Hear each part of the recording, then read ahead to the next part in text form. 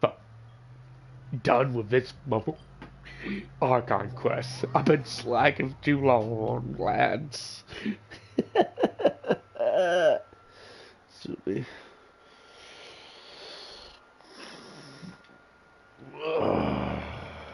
Go to the new sound. One by two, one deduct. Hey, I'm gonna. Oh, brother, I'm still going. I'm going headstrong. Okay. Boom, boom. Huh? Our names are written in Lepaimancy, the underwater stronghold. My recent attempts thus did it. So while the fortress is journalist Charlotte's biggest scoop yet, huh? Charlotte took so much. She hasn't been able to get a hold of anything at the fortress. Ugh, seriously? What? Let me turn. Are you the magician's secret? Really? Really? The magician's secret again? Okay.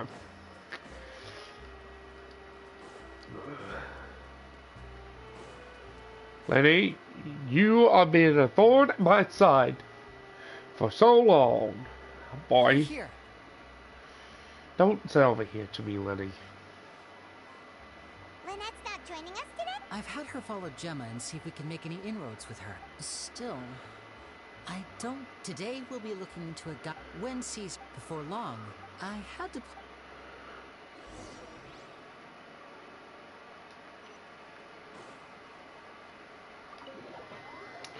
Oh, man. Alright, so we have to complete Lenny's little stuff here, and then we should be able to do Archon again.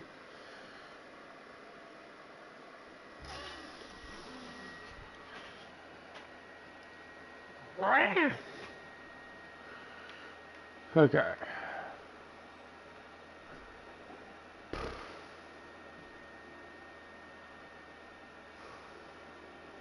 You neglected My apology. Oh, forget the pleasantries, just sit.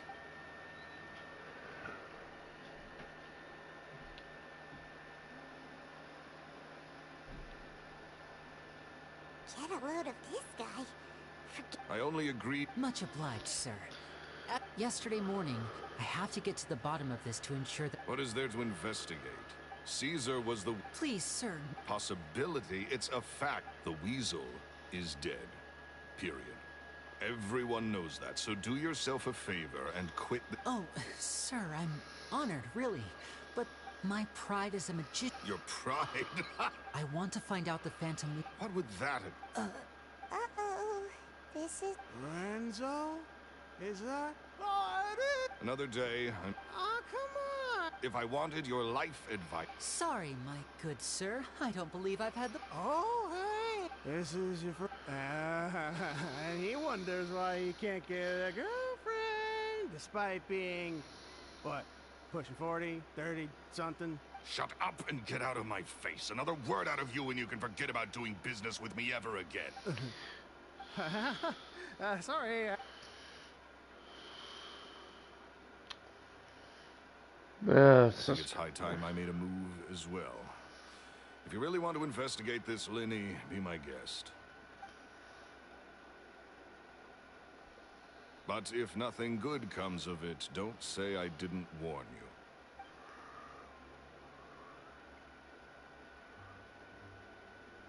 Well, that fell to pieces. Totally. He's gotta be... I think so too. That guy Edmondo seems to know. Okay. So he's gonna want to go find Armando.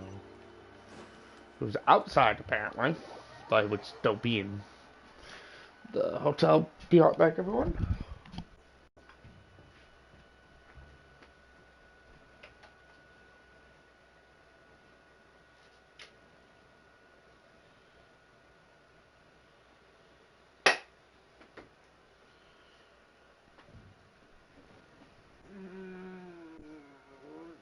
Oh, man.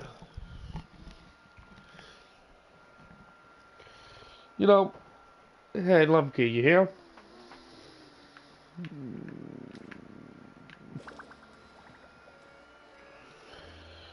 No, he's not here. Okay. Okay. You okay there? Who are you? Oh, it's you. I said way too much back there, didn't I? Yeah. So he was.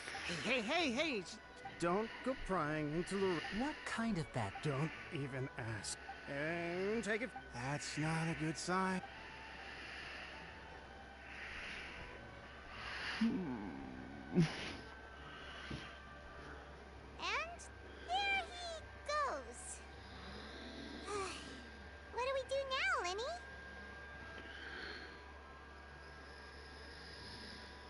Shh. I think we're being watched. Someone was listening in. Don't say anything and don't look back.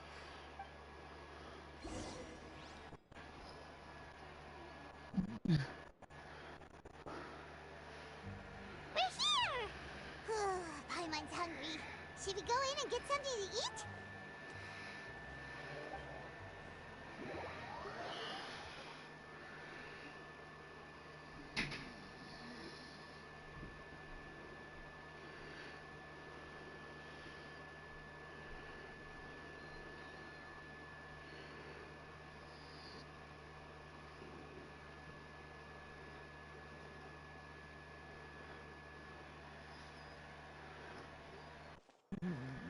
Hey,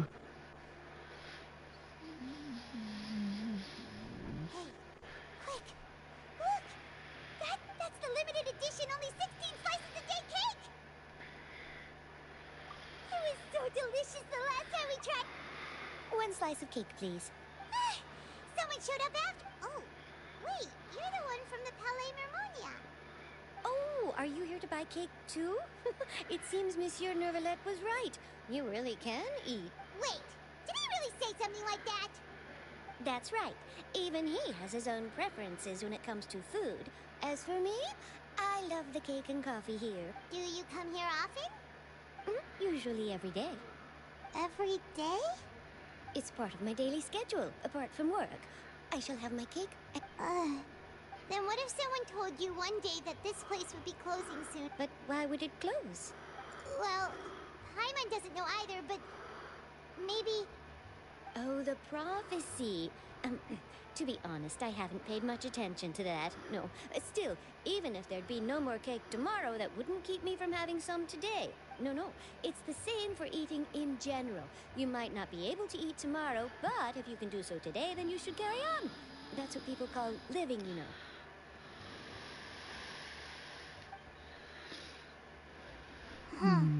Don't be sad. Excuse me, could I have 2 more slices of cake to go? These 2 slices are for you. Sijuin said that this kind of expression you're making is what humans call being sad. Oh, you know Sijuin? I sure do.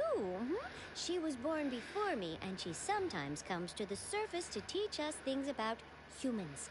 She said that humans are creatures that are saddened easily, yes, and you can only lift their spirits by feeding them delicious food. I've got something else to do, so I'll be going now. You two try to stay in a good mood after eating, all right? Bye.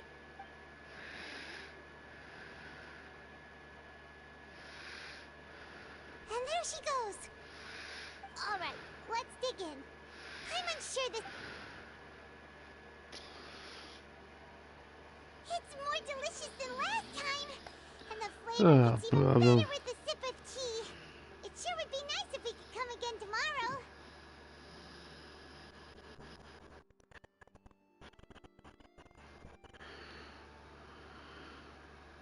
Sure would be nice if we could always eat delicious food here.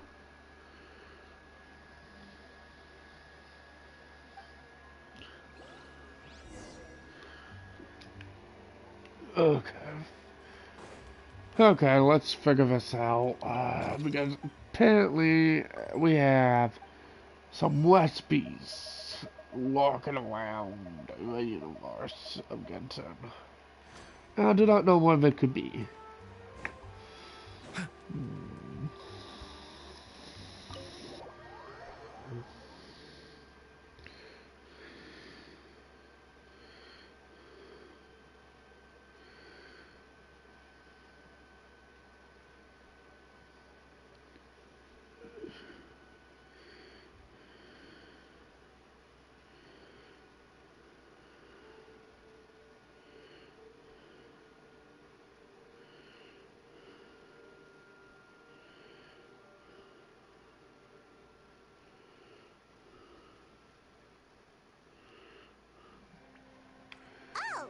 We're near the Seabird office.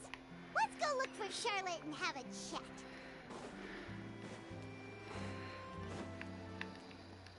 Let's indeed go look for Miss Charlotte. Wow! If it isn't the Traveler and Paimon! Oh, have you seen the article I wrote about you? Ha! You've got some nerve! You just used us to make some quick mora! Oh, you needn't worry about that. I heard that you were in Poisson some time back, so I sent you a letter to discuss just that. It appears you didn't receive it, though. It's all right, though. I've set aside the amount intended for you. I've even set the table with some food. Really? Oh, you're the best! You're almost a little too easy to win over, Paimon.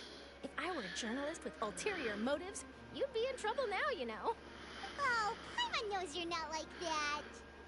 Still, what brings you here all of a sudden? Were you looking for me? When Mona mentioned you, we thought of coming to see you at work.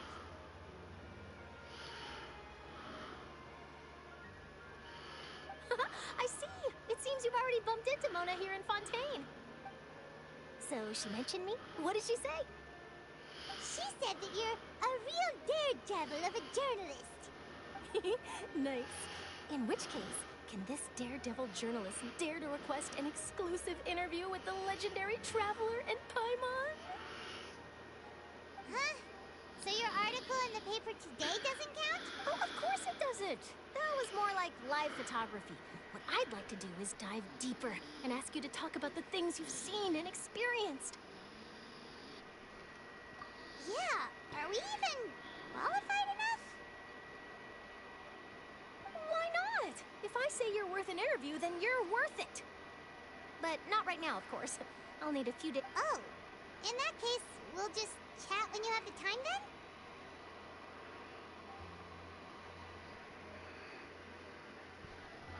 Oh, so that's a yes?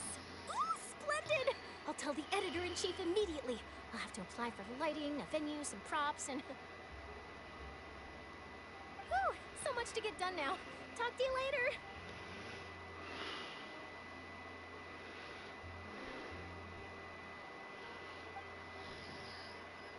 Wait, Charlotte, Paimon's still got a question for you. And what's that? If, just for example, Fontaine were to be flooded tomorrow, what would you do today? Huh. That's the prophecy you're talking about, isn't it?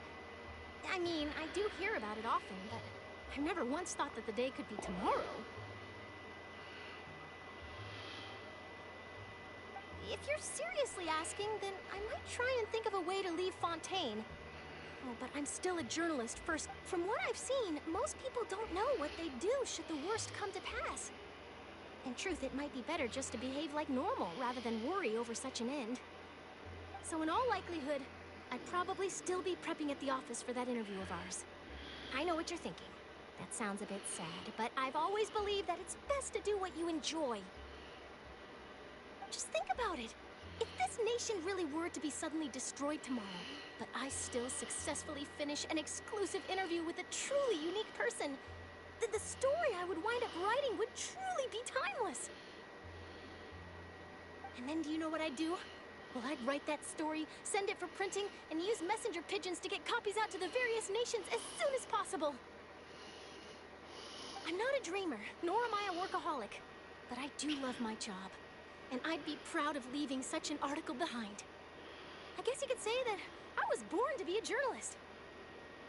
But anyway, that's my answer. And on that note, I'll get back to my preparations. That's so nice. All of a sudden, Paimon actually kinda envies her. Anyway, let's go and take a look at the sea, shall we?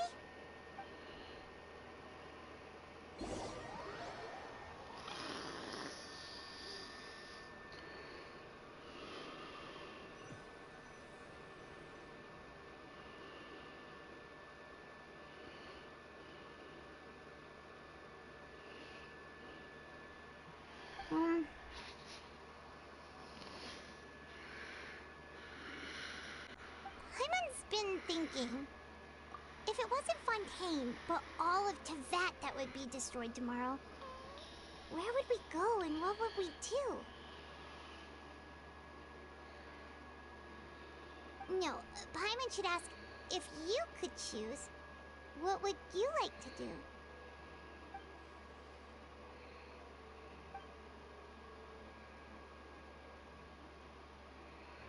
We've always been moving to the next destination, so we haven't spent much time thinking about these kinds of things. We didn't have to either, with us always being on the road and whatnot. You mean, still traveling? Huh. Wait, isn't that what we've always been doing?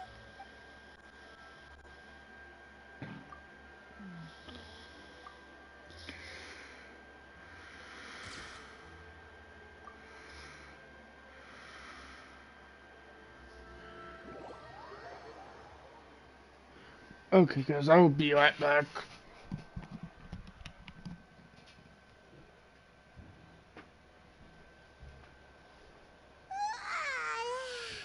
Feels like you'll grow mold if you stay here long enough.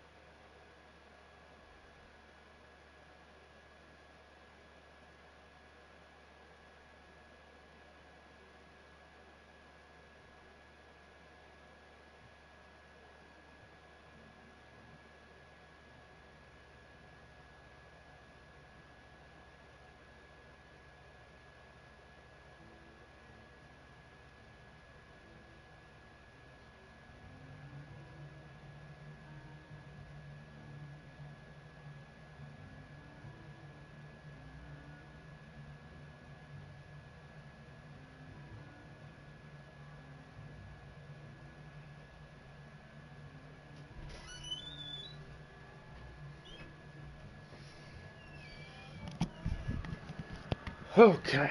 Let's But just it's still continue. better than the Fortress of Mirapede. What's Ah, up, so the Paimon? two of you are still here. Wonderful. Oh, you're from the Palais Mermonia, aren't you? Yes, I'm Isadora. Monsieur Nervillet sent me to look for you two before. I heard that afterward you went to the Fortress of Meropide. Not at all. I'm well aware that you're friends of his. Actually, I'm here to pass along a message from him.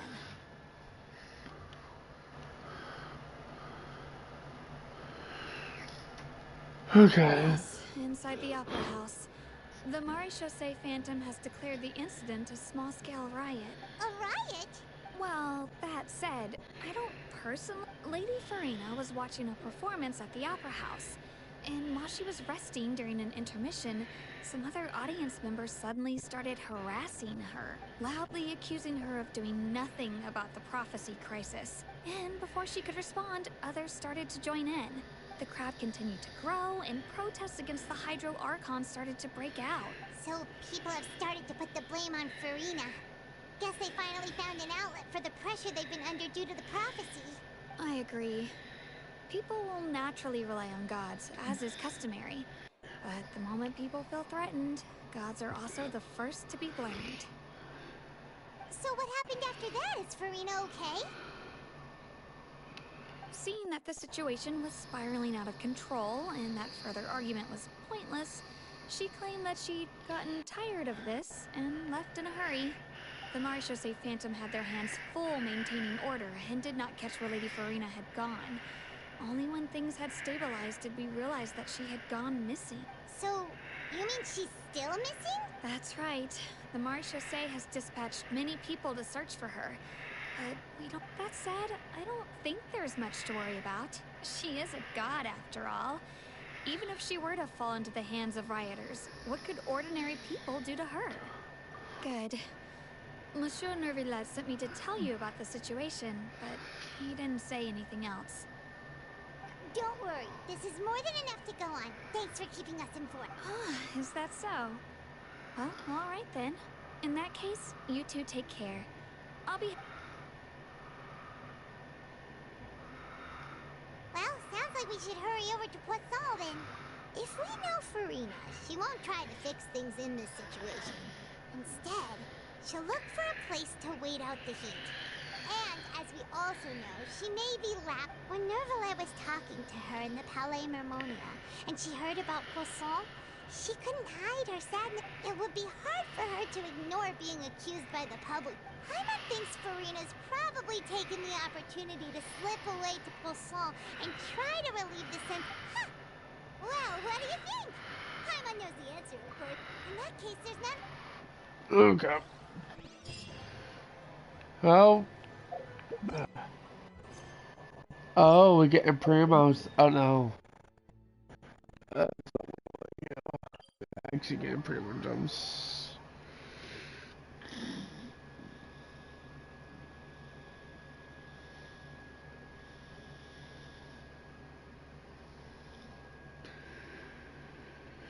This place looks deserted.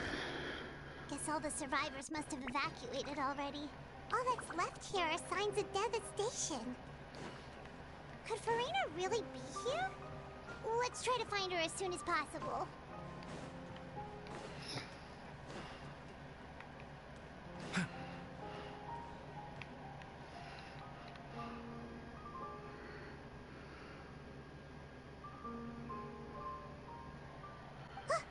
That's Farina, right over there. She really is here all on her own.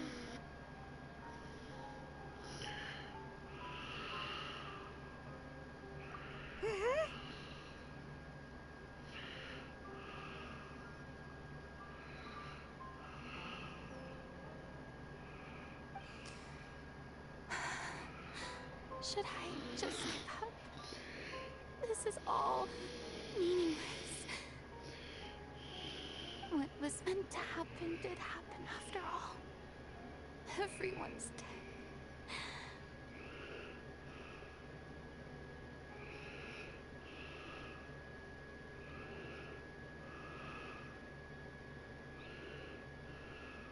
I'm sorry. I'm so sorry.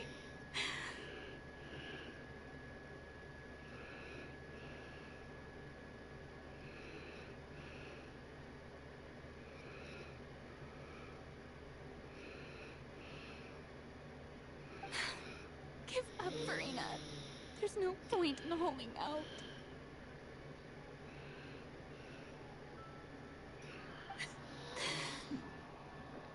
I'm sorry, but what can I even do other than to... Who's that? Don't worry, Farina. It's just us.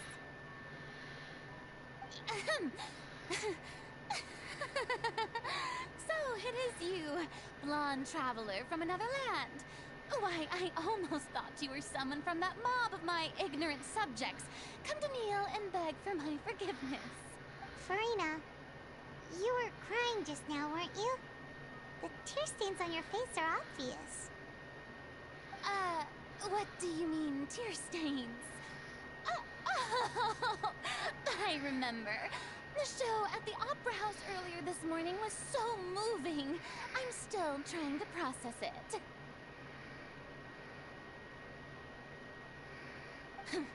Who did that uncivilized rabble think they were? Disturbing my enjoyment of the arts. They even dare to tout their Archon. I must teach them a lesson. I can just imagine their twisted and frustrated faces once they realize that I'm nowhere to be found. Oh, and I'm sure Nivelette and those people from the Marish Chaussee Phantom are freaking out right next to them, too. Of course not. Hey, there she is! The Hydro Archon's over there! Quick, after her! Farina, those people seem to be after you. They are? They're just some rabid fans who want to... That's against the rules. I can't let them get their way. Farina just ran off. Quick, we have to catch up with her.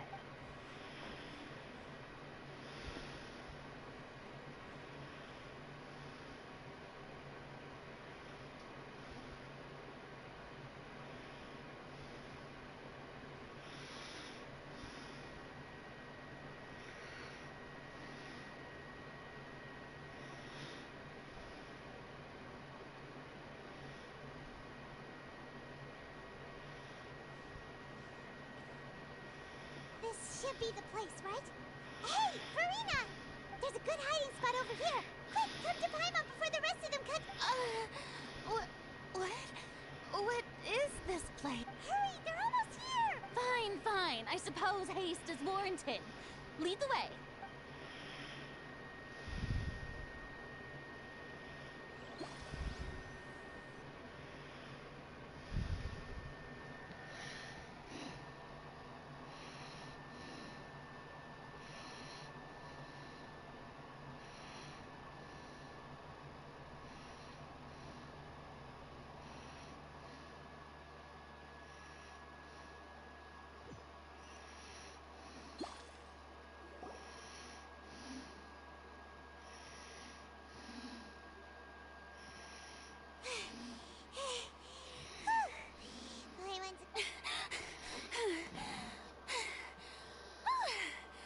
I'm so tired. I totally thought they had caught me. No, I mean, I merely gave in to the sheer enthusiasm they displayed. You're right. Yep, that's a good girl.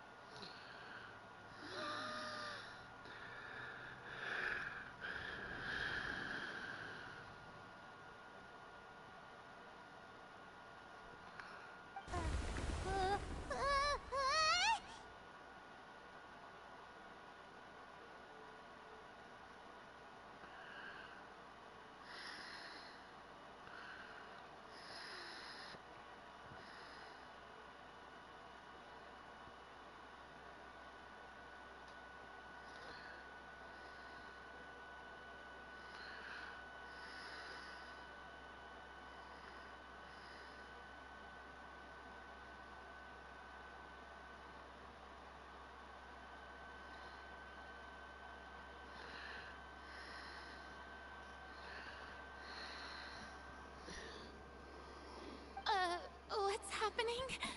The ground's shaking. Is it an earthquake?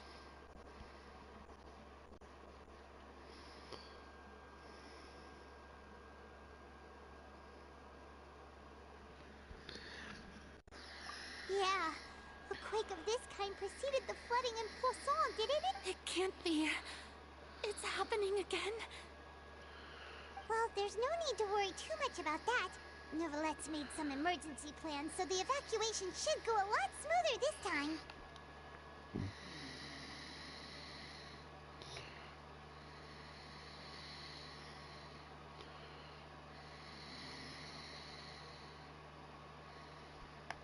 Yeah, I hope you're right. But the people of Poisson, they've already...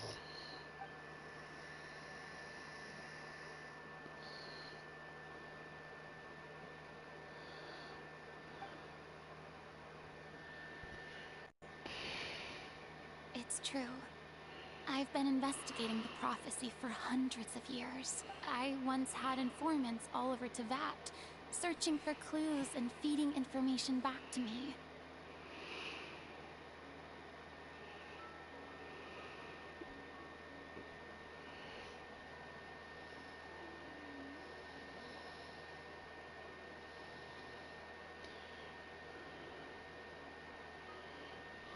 Okay. I've tried all kinds of ways, too, to hold back the sea. Anything to keep the coastline from advancing. But all my efforts proved to be futile in the end. Really, the truth has been clear to me for a very long time. We cannot make an enemy of the divine. No matter what we do, the will of the heavenly principles will have its way, and the prophecy shall be fulfilled. Give up. I do love the sound of that phrase.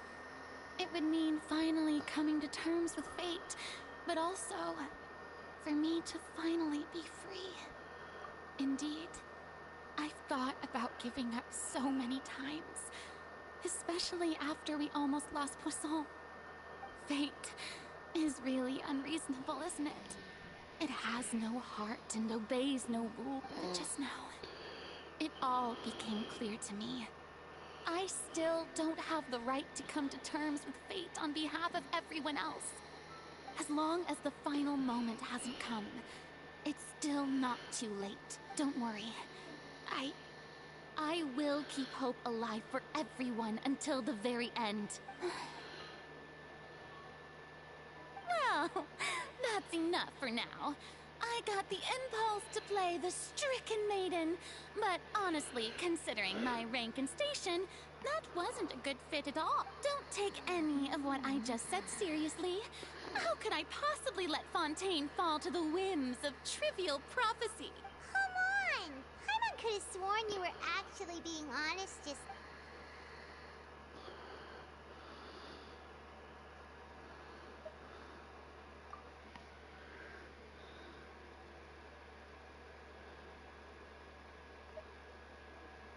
Share my burden. That's impossible. It was fated right from the start that this would be my duty alone.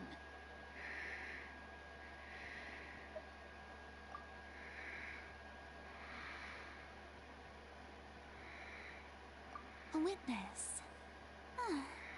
Yes, I've heard that you came to Tevat from beyond the stars yet. And if Tevat is, in its entirety, a show on a stage, then you're just a spectator, aren't you? If that...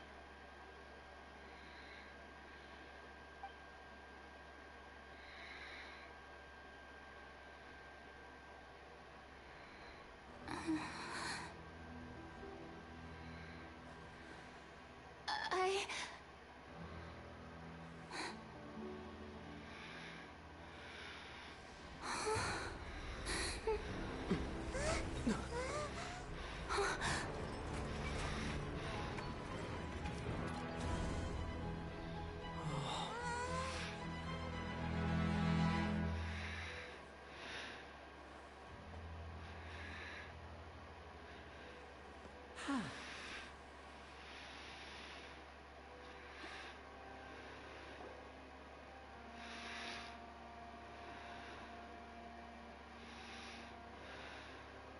Ladies and gentlemen, this concludes my opening performance. Now, without further ado, we may proceed to the trial of our god. So, this is what it is. Yes, you deserve praise for the effort you took to raise the dramatic stakes. Do not forget, however, that I am Fosalor, the god of justice. Still going. The embodiment of justice itself. Uh-huh. Does it not strike you as even the least bit absurd to bring the very concept of justice to trial? May I interpret these words as your refusal to stand trial? In that case, you will have the opportunity to defend your honor through a duel. You would draw your blade against a god?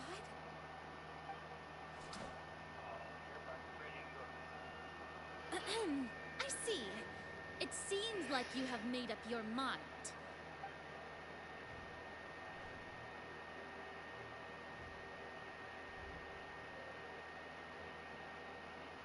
Paimon can't believe it. She just surrendered. What the heck is going on? Did I just see an Archon surrender to a... Wow, how utterly humiliating. Lady Farina, what is the meaning of this? It would seem that there has been a misunderstanding. To be clear, the raising of both hands is not always an indication of surrender. Looking for excuses again, huh? I raised my hands just now to indicate my acceptance of the trial. No duel shall be necessary. I will admit that I've been running away for a long time. I'm sorry, everyone. I was unable to protect the people of Poisson. It is my duty to stand trial for my crimes. You are not the only ones to be disappointed in me. I, too, am exceedingly disappointed in myself. But now, it is time for the Hydro Archon to show you her courage and resolve. I, Farina, will use this trial to show the world the true meaning of justice. This time, I will protect you.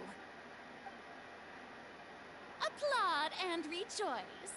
One of the most outrageous and fantastical arcs known to the opera epiclese is now unfolding before your eyes.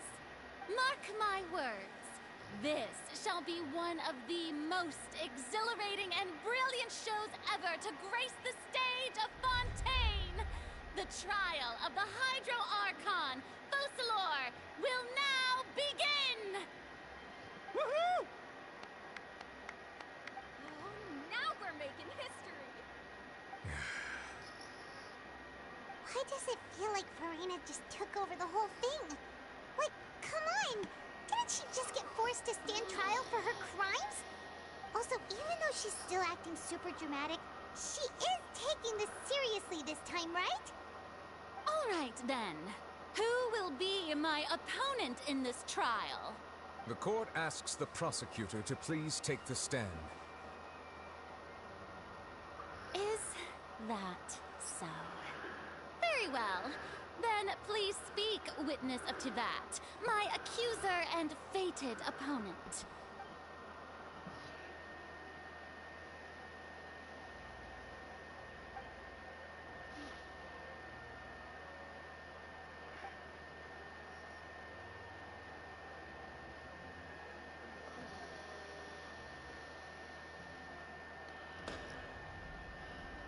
Also, please allow me to ask, as a final question before the trial begins, just how much work did you do to force me onto this stage?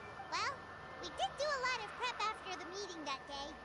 I can go over the tasks assigned to the Spina di Rosula, since they were rather straightforward and easy. Navia, the president of the Spina di Rosula. Most of the people who participated in the disturbance this morning were my subordinates. They changed into plain clothes and came to the Opera House as regular audience members, waiting for the perfect opportunity to incite insurrection against you. The people's resentment against their Archon has been building as more and more of the prophecy is fulfilled. A spark, moreover, according to our understanding and analysis of you, when something like that occurred, you would likely flee the scene and head to Poisson by yourself. So, we arranged for a second group to lie in wait there. So, you mean the ones who scoured the settlement for me were also from the Spina? And their goal was to force you to step into the giant magic box so you may personally participate in the greatest magic performance in all of Fontainian history. That's right. That house was a magic box, rather than someone's residence. As the super ultimate version of the setup that I used when I first performed at the Opera Epiclese, the volume of the box was increased by a whole order of magnitude, and the distance it traversed was the entire gap between Poisson and Araneas. Its cargo, of course, was an Archon instead of a human. My thanks, Farina. Without your help, we could never have pulled off such an extraordinary performance. You're welcome? Of course, this performance was only made possible with Father's support. The House of the Hearth spent a massive amount of labor in Mora to pull this off. We had to select a location, construct the giant magic box, dig a tunnel, and open up a path through the water. It was a lot of work for all of us. So, in other words, the earthquake that we felt within the giant magic box was just a normal tremor from the transportation of the whole house? That's right. It wasn't a sign of another disaster to come.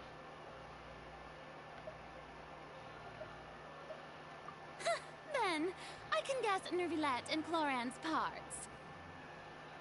You gathered a crowd, prepared a stage, and made sure that the champion duelist would be immediately ready for a fight. Also that as soon as I appeared on the stage, the trial may commence without a hitch. Am I right? Yes, that is correct. Well, Florand, I must commend you for your courage. Only the most outstanding champion duelist in all of Fontaine would accept a duel with an Archon without flinching.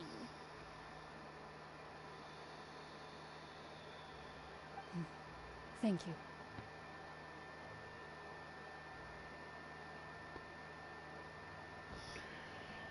As for you, traveler, I suppose your role was to keep me distracted with conversation once you found me in Poisson. You'd make sure that I didn't notice anything amiss before revealing yourself as my prosecutor once we'd arrived onto the stage. Oh?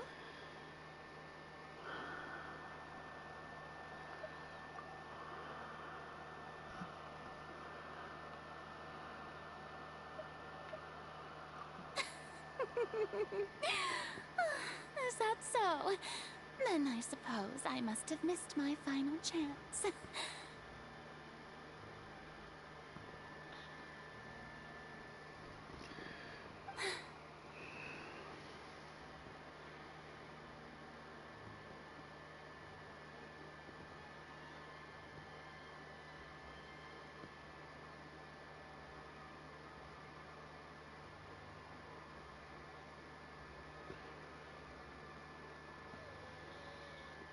It's fine. It matters not. What's done is done.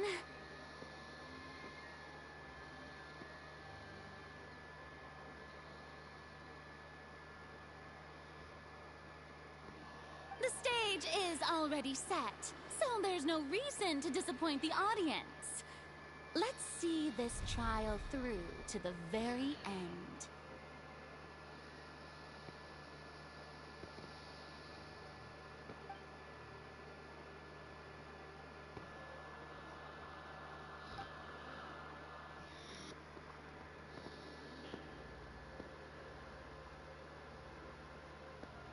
Sir Prosecutor, please allow me to pass this along. This is a document that Miss Charlotte applied for and received permission to share with you during the trial. According to her, it should speed up the proceedings. Huh? Charlotte wanted to give us something? Oh, so she's here too! Hey, Charlotte! Oh, let Paimon see. what she did with us before? So she's Wait, then that means this document is a perfect timeline of everything that's happened ever since we stepped foot in Fontaine! So in other words, we can refer to this anthology of evidence every time we want to use something from our journey as evidence for an argument! Let's quickly confirm the information in it. Just think of it as a refresher, alright? Okay. You defeated the Hydro Archon in the very first duels you took part in at the Opera House. That's one for the history books, all right. I didn't think that you'd wind up getting to the bottom of the case I'd been following all this time. I guess you could also see this as a happy coincidence. This is the first time Monsieur Nervillette had a difference of opinion with the Oratrice. Even the Hydro Archon can't figure it out. A Fatui Harbinger. She's an extraordinary person. Her instinct must mean something.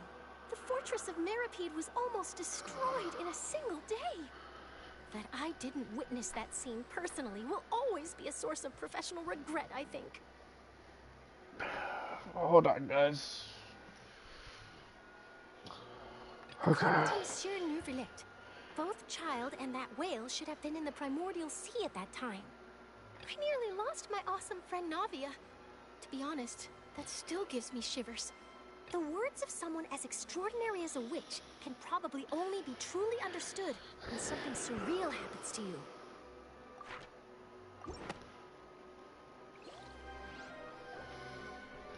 Alright. The prosecution and the defense are both in position. The trial shall now begin. Oh, come on, Nervillette. There's no need to repeat all the unimportant legalese. Just fast forward to the part where the prosecution lays out my offenses. As the defendant and the lead actress of this performance, I still haven't even been informed of my supposed guilt in all of this. Of course, it is only natural for humans to struggle to understand the actions of a god. However, you will need more than that to convict me of a crime. That's true.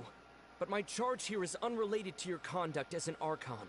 Instead, I would like to charge you as a fraud who's never been the Archon in the first place. Wait, what was that? Lady Farina's a fraud? Hey, I came here thinking that we were going to try the Hydro Archon for forsaking her duty, but did I hear that right? She's not our Archon at all?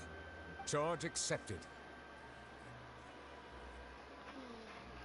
Lady Farina, do you plead guilty to the charge? Lady Farina. I plead not guilty. How can I be guilty?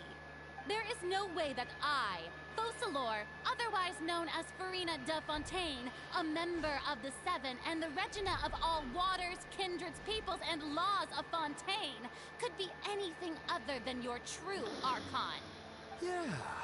Even though Lady Farina can be rather eccentric, isn't it going too far to doubt her very identity?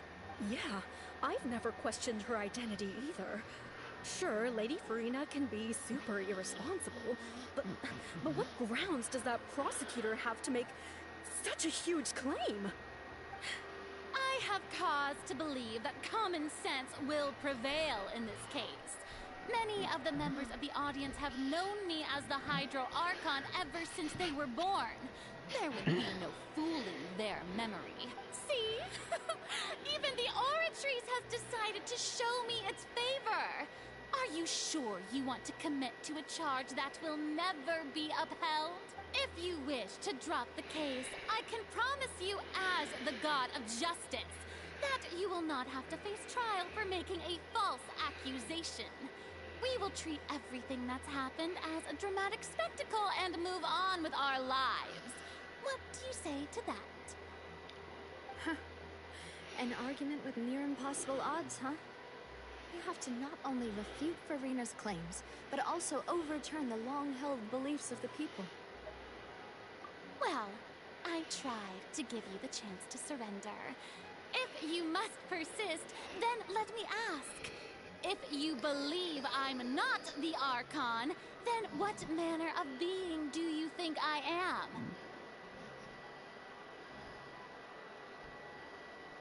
And if I was not the Archon, then how did I manage to live for over 500 years?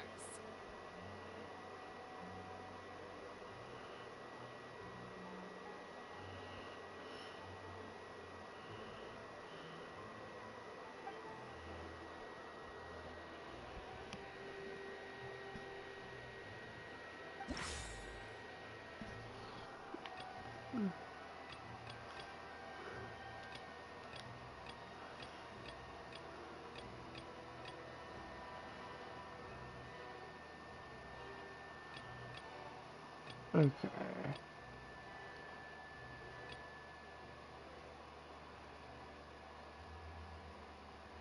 So it's either the nave or T10 with N. I think it's the nave. First of all, you may be a member of another long-lived race, which would allow you to naturally possess an extended lifespan. And second of all, even if that wasn't the case, there could be other ways to extend your life.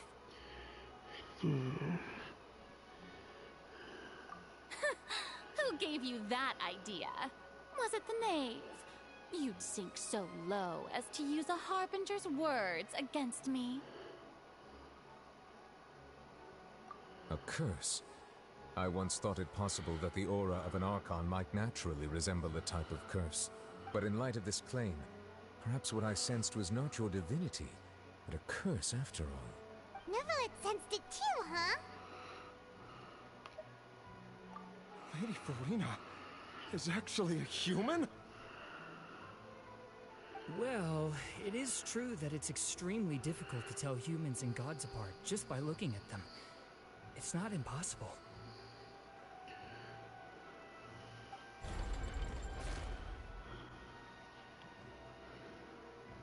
Well, don't start celebrating too early now. Even if I have been carrying a curse like you said, how does that prove that I am merely a human being? Besides, everyone knows that the main difference between a human and a god is the possession of authority. Gods can do what humans cannot. That's why they're worshipped as gods. For centuries, manifestations of my authority have served the nation of Fontaine. One need only to turn their eyes towards the Oratrice Mécanique d'Analyse Cardinal in this very opera house, or consider the indemnitium that is used in every aspect of life.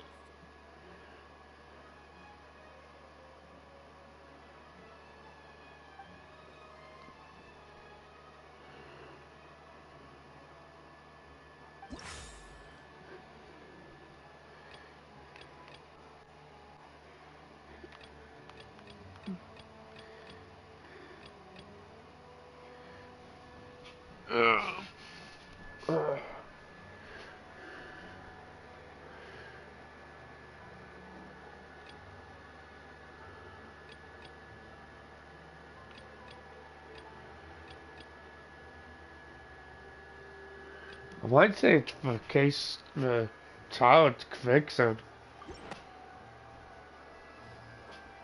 You tried to reference the Oratrice, but weren't you as confused as all the rest of us when the Oratrice declared Child to be guilty without any proof? Otherwise, you should have come up with a good explanation for that by now.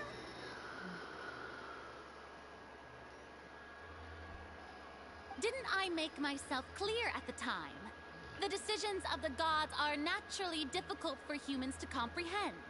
There is no need to provide an explanation. Lady Farina, I believe a reminder of your current circumstances is in order. While the court is in session, the principles of justice and the law must come before all else. While you are an Archon, you are also first and foremost the defendant in this trial. You will prove yourself unable to defend against the prosecution's charges if you continue to withhold vital information against the rules of the court. I never thought you'd use that kind of rhetoric against me. That was no trick of rhetoric, Lady Farina.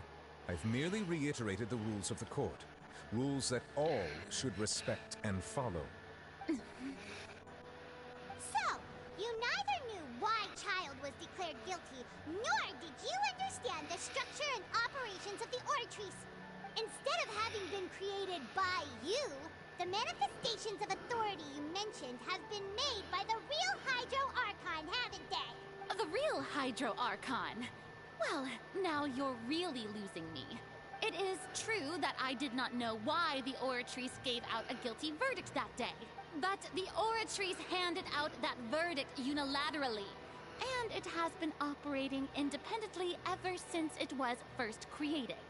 You can't argue that just because a divine creation is flawed, that the god behind it must also be no god at all. She's still throwing out all kinds of excuses. Seems like she's confident that we won't be able to produce proof that she has no power over the Oratrice.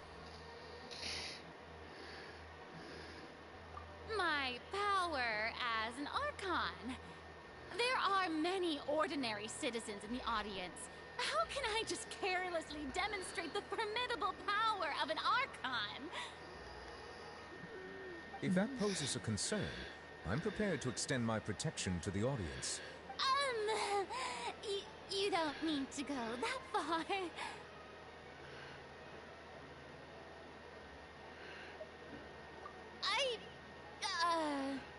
Aren't you the Hydro Archon? Or is it that you can't even wield the power of Hydro, much less the authority of a god? Indemnitium! Yes! It's all because of Indemnitium! All Archons derive their power from the faith of the people, and I've converted the people's faith in justice into Indemnitium! Thus did I give up all of my divine power to provide everyone with energy for their daily lives. Have you ever seen a more magnanimous god? Isn't that a huge stretch? Yeah, no matter how generous an Archon can be, how could they give up all their power? Can a god with no power even still be called a god?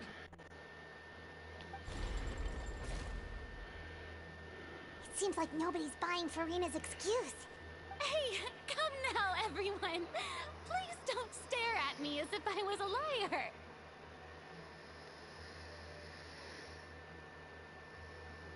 I'm still the same Furina you knew, right?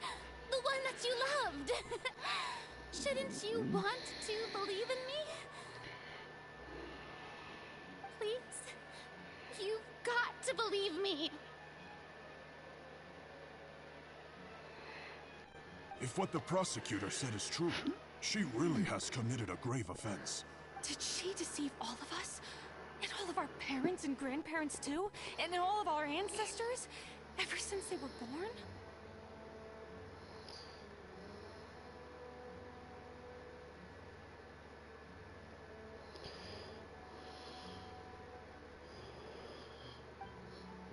Enough! That's enough. Tell me then, if I'm not the real Hydro Archon, then who is? If you have no evidence of another Hydro Archon's existence, nor can you find anyone who can back up their claim to be such, then what grounds have you to say that I'm not actually the real deal? Wow, she came up with yet another argument. How can we refute her now? Seems like she really doesn't want to give up.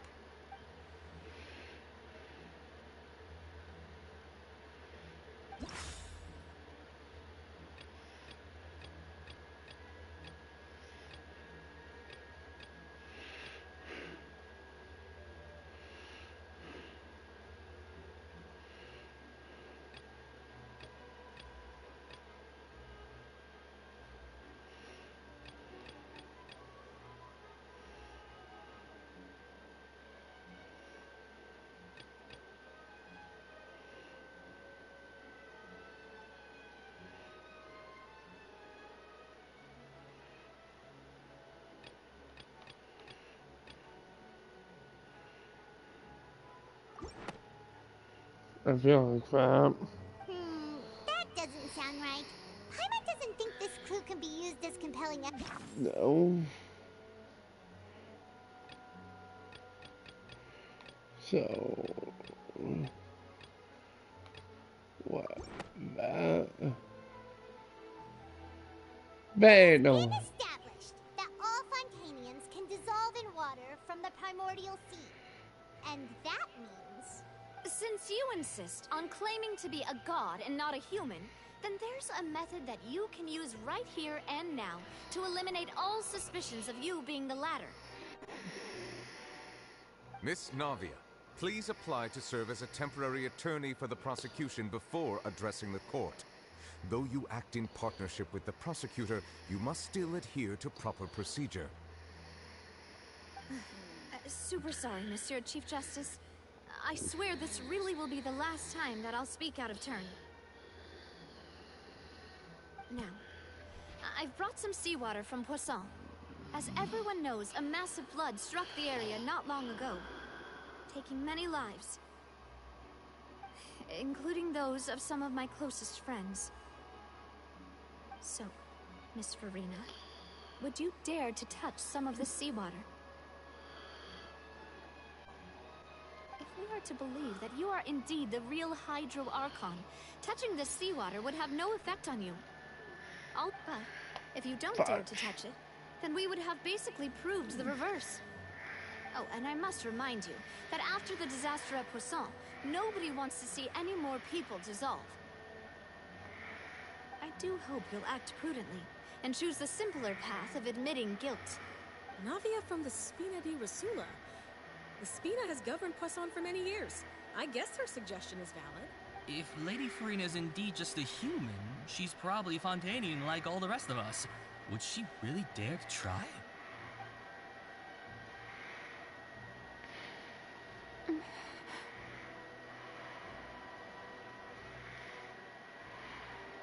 Lady Farina, this test has been unilaterally proposed by the prosecution.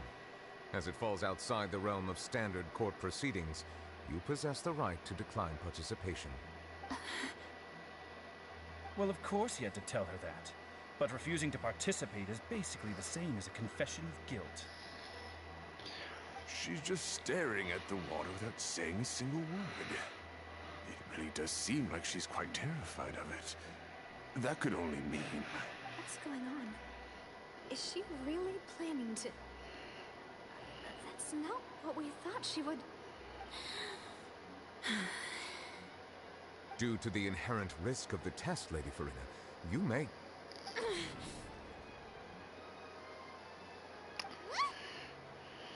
Hey!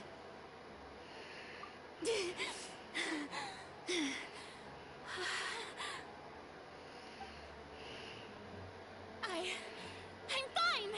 Look at me, everyone! My hand is still here! I haven't been dissolved! Will you believe me now? I really am your Archon! I'm nothing like a normal human who would fall apart as soon as they touch this water! Really? Was this not the most obvious thing in the world? Miss Siegewing? If you're present, Miss Siegewing, please come forward and attend to the defendant. Siegewing? Don't be nervous. It'll just take a few seconds. Let me see. That should be enough. Please announce the results of your evaluation to the court, Miss Siegewing. As everyone doubtlessly saw, Miss Farina was displaying symptoms of hyperventilation and flushed skin. These indicate that she was experiencing the adverse effects of exposure to primordial seawater. The extent to which she was affected is the same as other humans when exposed to primordial seawater of a similar concentration. Thank you, Miss Siegewing. Lady Farina, you may return to the defendant's stand. Oh, wait. What did she just say? I didn't get dissolved! Shouldn't that be enough to prove my innocence? Well, considering your tendency to run from your problems, we did originally prepare a direct sample of the seawater around Poisson. However, after extensive discussion, we exchanged it for a sample that is not concentrated enough to dissolve an actual human. After all, on the off chance that something entirely unexpected might occur, we don't want anyone else to lose their life to the sea. Yeah, so out of regard for Farina's life, you secured a low-concentration sample and asked the head nurse to serve as an expert witness. It's a great thing that the direct sample wasn't actually used. Farina could have... I can't believe... you...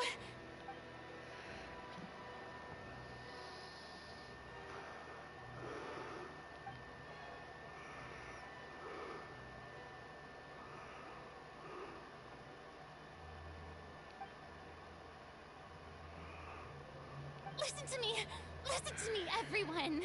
Please don't give me such cold and disdainful looks! What happened just now didn't prove a single thing! Think about it! How can you conclusively prove that an Archon can't also be affected by the primordial seawater? Also, if I was really just a human, why would I dare to just put my hand in that kind of water?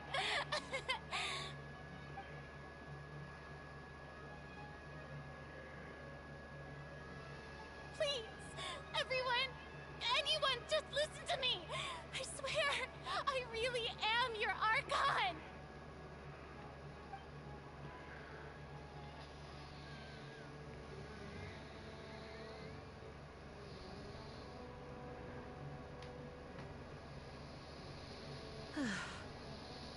I don't think anything she says at this point will sway anyone. The odds are just too stacked against her now. With all the things that have been said, Paimon doesn't think there's any way left for Farina to win. I believe the time for arguments and presentation of evidence has come to an end. If there are no objections, we will move on to the final judgment.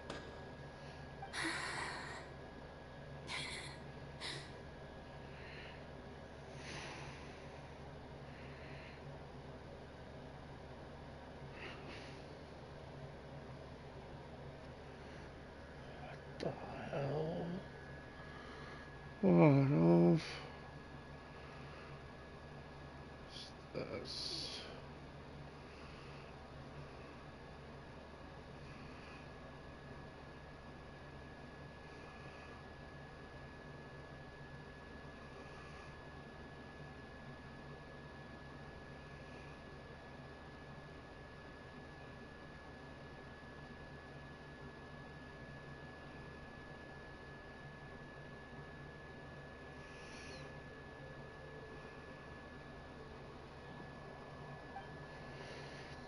I don't think anything she says will sway anyone. She's too stacked against her now.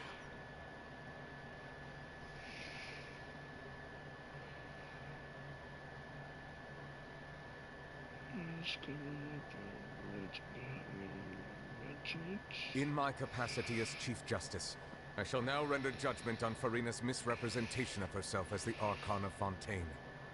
As a human who knowingly deceived her fellow citizens, Farina is guilty.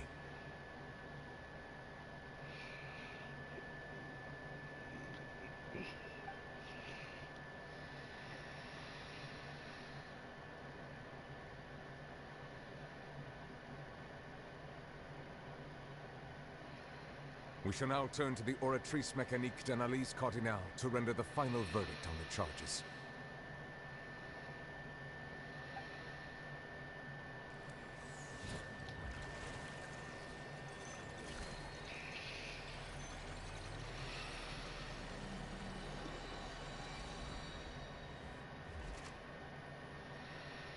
According to the judgment of the Oratrice Mécanique d'Analyse Cardinale, Farina is...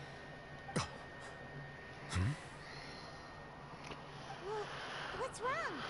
What's the Oratrice's verdict? No.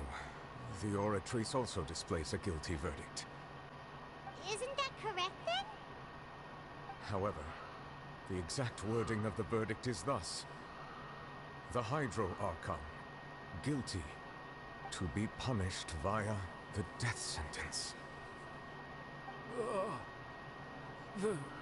The death sentence? That's actually one of the available sentences? I've always thought that it was just a myth. The one and only time the death sentence has been handed out at the court, and it's been given to the very person we've worshipped as the god of justice? What an unexpected twist. Farina's been sentenced to death by the Oratrice? We just wanted to use the trial to show her the seriousness of things so she'd tell us the truth. How did things escalate this quickly? This outcome is indeed quite strange. According to Fontaine's current definitions of justice, as well as its recommendations for criminal sentences, is this sentence really appropriate for the crimes that have been committed? Yeah! Even Fauché wasn't sentenced to death by the Oratrice. You know, the real evil mastermind behind the serial disappearances case. Indeed. Not only is Farina's sentence overly excessive, the very point of our trial today was also to prove that Farina has never been the Hydro Archon in the first place. But now, the Oratrice seems to have deliberately invoked the title of the Hydro Archon. What does this mean?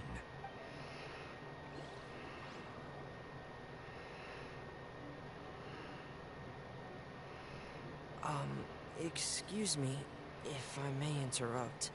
Is the trial still going? Fremine! Huh, you finally made it. I assume this means you've completed your mission? Mm-hmm. Any mission Father assigns to me will always be top priority. Is that the first prophecy slate? Huh. So the knave privately arranged for Fremine to try and find the missing slate. I looked everywhere and finally found it at the bottom of the sea. It took me a long time to get around some dangerous stretches of water.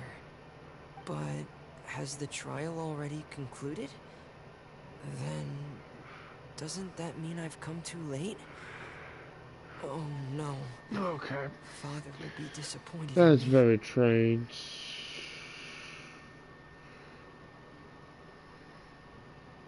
Oh, man. Thank you for your hard work, Mr. Fremine. Please allow me to review the record left on the slate. Okay, Gibby, what is it?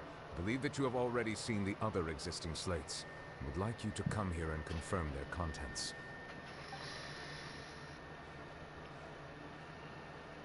Huh?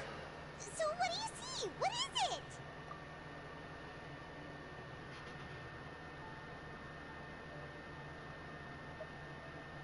I believe I have now made sense of the Hydro Archon's crime. It has to do with Fontaine's lost history. Huh? Isn't the Hydro Archon just guilty of deceiving her people? Oh, wait, no, that's Farina, and we've already proven that she's not the Hydro Archon. So when you say Hydro Archon, do you mean the real Hydro Archon we've been kinda talking about? In truth, everything that you've encountered in Fontaine up until this point can be traced back to the contents of these stone slates. However, I'm uncertain as to how much sense they currently make to you. Okay, let's try to recall the contents of the other 3 stone slates. Paimon will do her best to help you remember.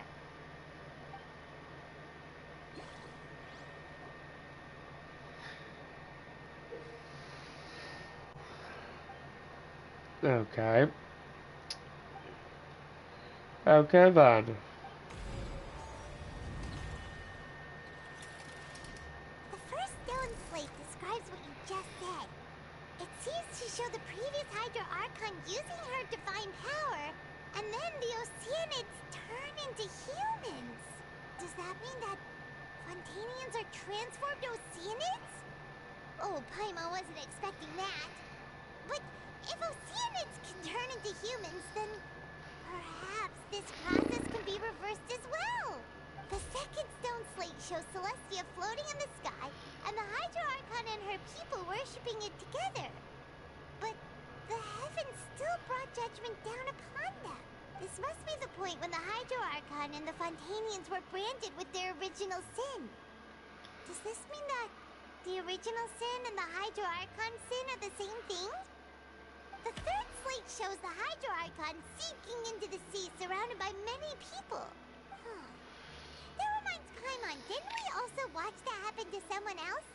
Well, the fourth slate is the prophecy the Fontainians have been talking about. People dissolving into the sea, the Hydro Archon crying on her throne, and so on. We didn't believe that such a crazy disaster could happen at first, did we?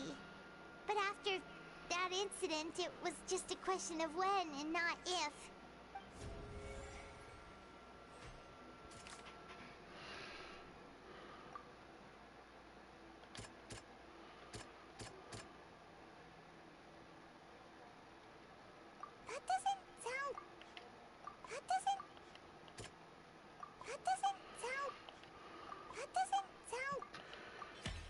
We know from the case of the serial disappearances of young women that Fontainians can be dissolved in primordial seawater. And the first stone slate tells us that long ago, the Hydro Archon used her power to turn Oceanids into humans. This might be the reason that Fontainians can dissolve.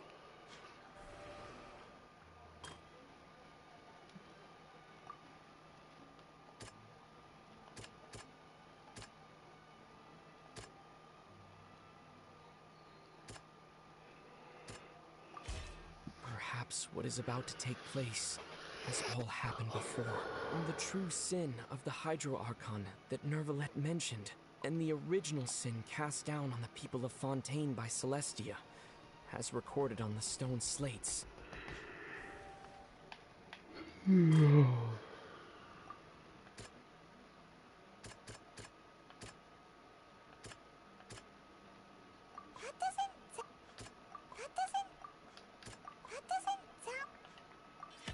It's not as simple as falling into the sea.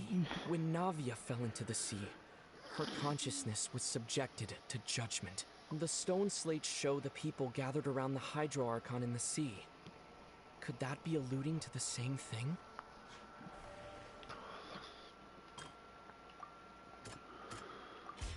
The prophecy from the stone slates found its way into society, but not many people believed it at first. The fortress of Meropide was nearly flooded with primordial seawater, which we know can cause Fontainians to dissolve.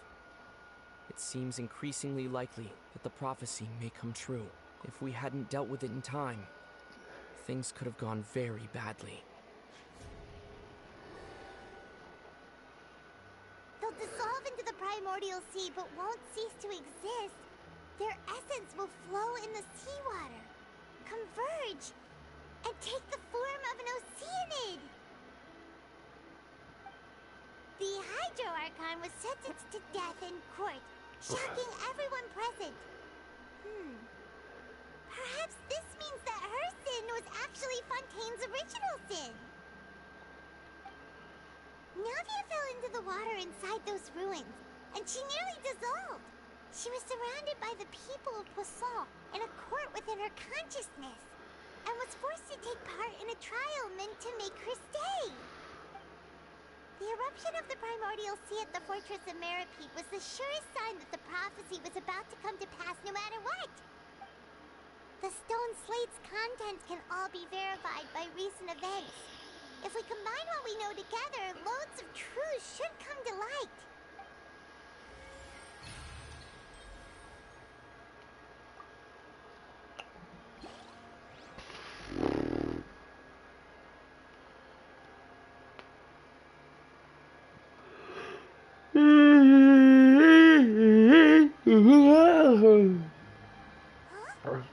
Oh, Paimon gets it now. So that's how you can make sense of it. But then it feels like we're going to have to share some truly shocking revelations. Let's hear them. Incredible. Linny, did you hear that? We're not real humans. All Fontainians were originally created by the late previous Hydro Archon, with Oceanids as their basis. The evidence for that can be found in how only Fontainians could dissolve in primordial seawater, and how all the girls Vacher dissolved were also turned into Oceanids. Oh, and according to Navia, when she was about to get dissolved, she also saw everyone gathered around for a trial, all of them in the shape of Oceanids. Indeed. Yeah, and it follows from the content of the first slate that she probably anchored Celestia by creating humans without prior permission. That could also explain why the Oratries judged the Hydro Archon to be guilty. It's to account for that ancient sin. The Hydro Archon's true sin was creating us? And yet, after many hundreds of years, the Hydro Archon's creations have turned around to try to judge the Archon within the Opera Epiclese. The twists of history are often the most unexpected of all. Yeah! Isn't the image here just like when Navia fell into the sea? So wouldn't it be trying to show the image of the Hydro Archon also falling into the sea once the prophecy has been fulfilled in the fourth slate? In the end, the people will all be dissolved into the waters, and only the Hydro Archon will remain weeping on her throne. Only then will the sins of the people of Fontaine be washed away. Did Paimon get all that right? You've made some keen deductions. I must say, given how much you still don't know, it is impressive that you've already managed to connect so many pieces of the truth. However, while you were able to decode all the information on the slates, they've also been etched with an additional layer of hidden information using a different power source. When we were at the ruins, I tried to decipher the hidden information recorded in the slates. But since we only had 3 slates at the time, I was unable to come to a full conclusion. Now that the slate collection is complete, I shall make another attempt to decipher the narrative recorded within.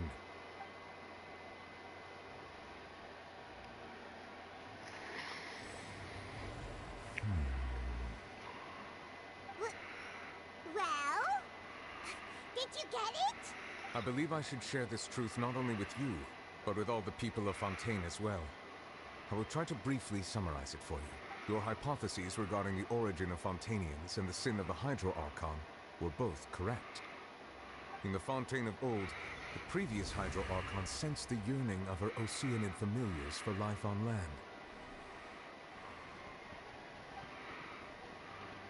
The Oceanids were enamored with the beauty and romanticism of human beings, and wishing to have those experiences for themselves, expressed to the Hydro Archon their desire to become of a similar kind.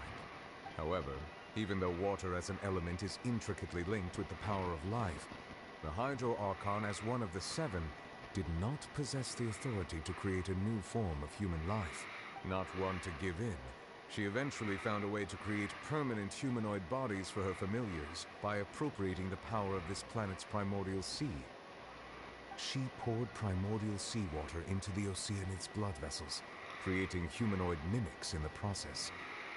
But if Fontainians were to ever come into direct contact with water from the primordial sea, the power within their bodies would escape these artificial restraints and return to the sea. As a result, their forms would collapse, and they would be reverted to their original forms as Oceanids. Of course, the Hydro Archon never received permission from the heavenly principles to create a new human race. And thus, the Hydro Archon and all of her creations came to shoulder the original sin of appropriating the power of the primordial sea. That is the true history of how the people of Fontaine first came into being. So we were all Oceanids before we turned into human beings? That's way too much information for me. I think I'm just going to pretend that I never heard a single thing. Wait, but if that's the truth, we can't let the Hydro Archon be sentenced to death. After all, her only sin was creating us. This really might be too much information for your regular Fontainian, but it does answer a lot of our questions. Alas, your hypothesis regarding the 3rd and 4th stone slates was inaccurate. The slates' respective positions are, in fact, correct. A key point of the visual on the 3rd slate is how all the individuals depicted in the water are humans rather than Oceanids. They have not been dissolved, which implies that the water depicted in this slate is not water from the primordial sea. The nation of Fontaine is the nation of Hydro, as well as the nation of trials and justice. Instead of being the literal element, the water in the scene symbolizes judgment and justice. You may also recall Navia's experience. When she fell into the sea, her consciousness was surrounded by that of many others who intended to hold a trial to determine her fate.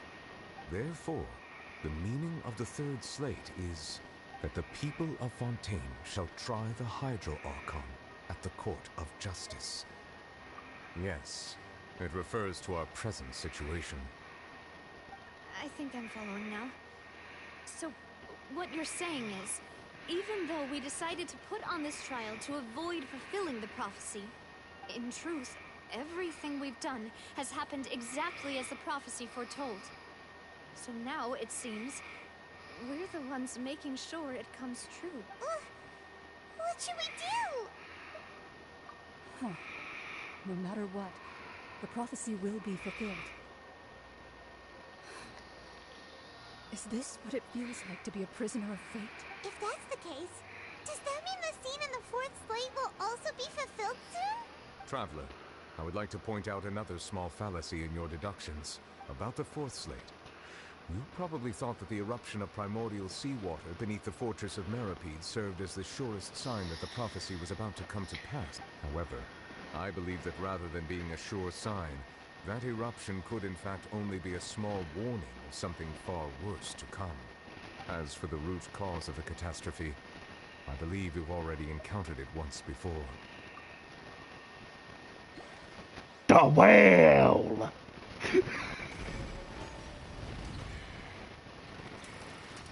This eruption was just a small warning of the things to come. We must find the root cause.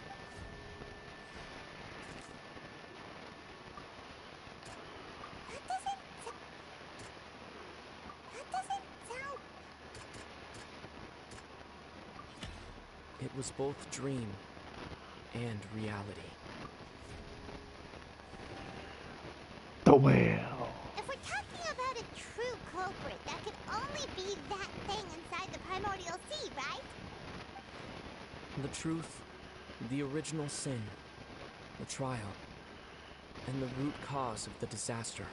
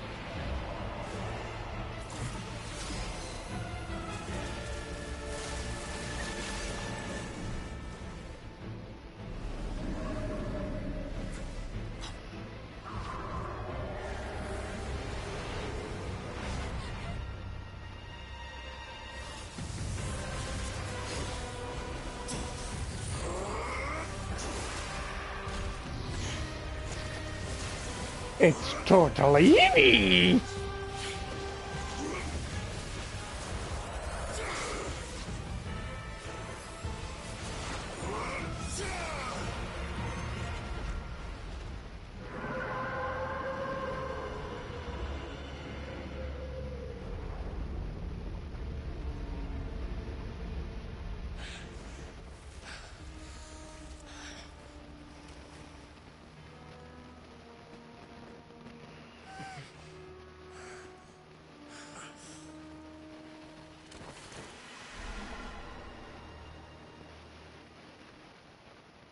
Oh damn!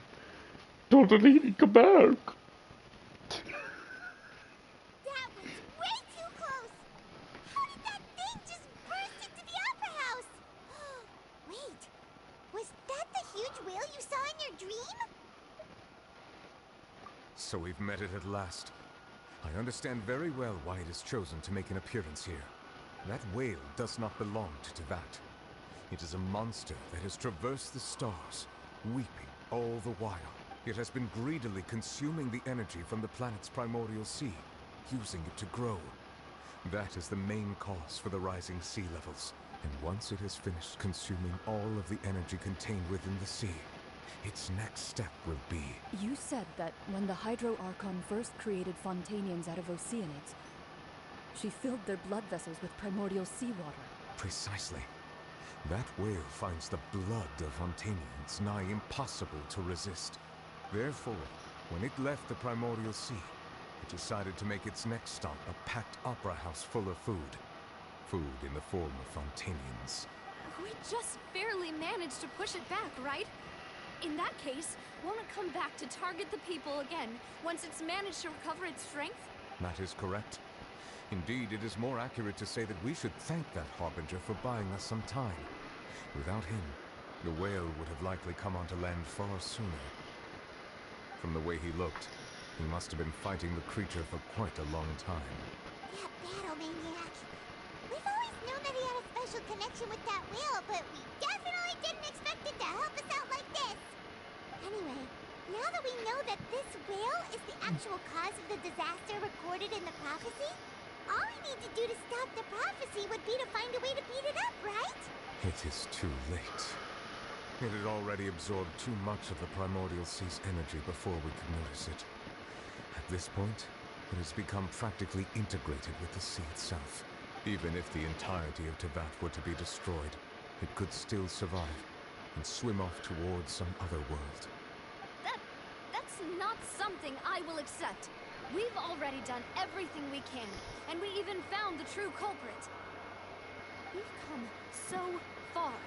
You can't just tell me that the last hurdle is some impossible foe. That's just not fair. Indeed, that's not how a grand performance should end. I'll fight it to the end, no matter what. So the prophecy will be fulfilled no matter what, huh? No, it won't. The prophecy. Yes, what has been prophesied will be fulfilled. You may view such things as the history of the future.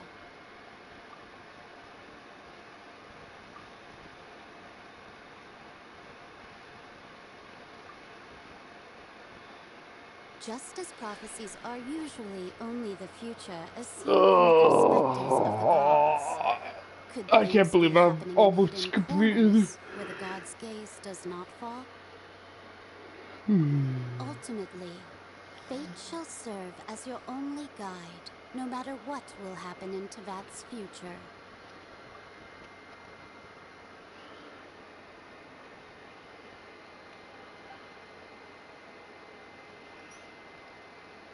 Oh, did we miss something?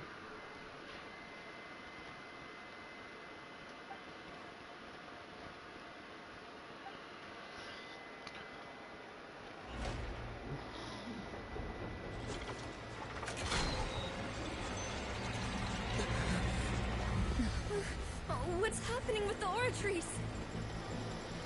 I believe it is preparing to carry out the death sentence.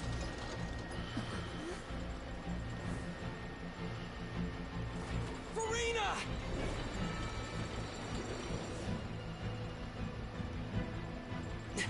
No, I still need answers.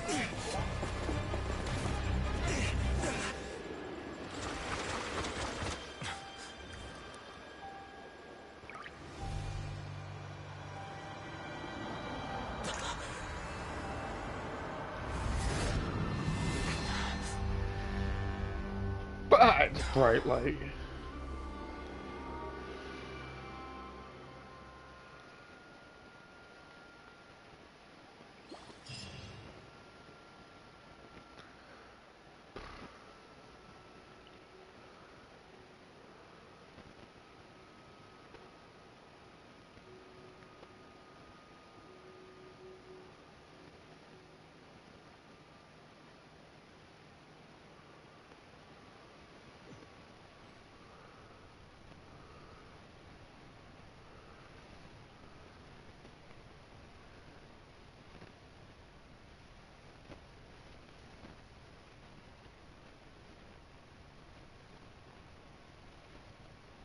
You.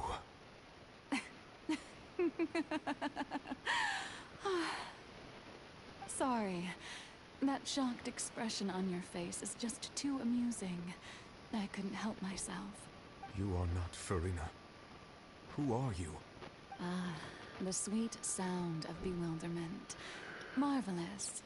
A sure sign that my attempt to deceive everyone was a resounding success. But to answer your question, I am Focalor. You know, the god. Focalor. Why did you deceive us? Oh, that wasn't my goal, of course. Goodness, no. But I had to fool everyone else too, if I was to stand any chance of deceiving the heavenly principles. Deceiving the heavenly principles? It's all because of that pernicious prophecy. Dreadful, wasn't it? Everyone doomed to dissolve. Fontaine condemned to be flooded. One was not amused. In fact, one was positively bemused when that problem was thrust upon me by my dearest predecessor.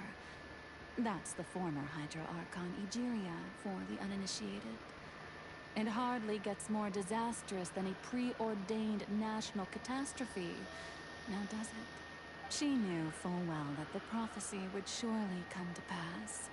And as one of the seven, she also knew full well that one defies the heavenly principles at one's peril.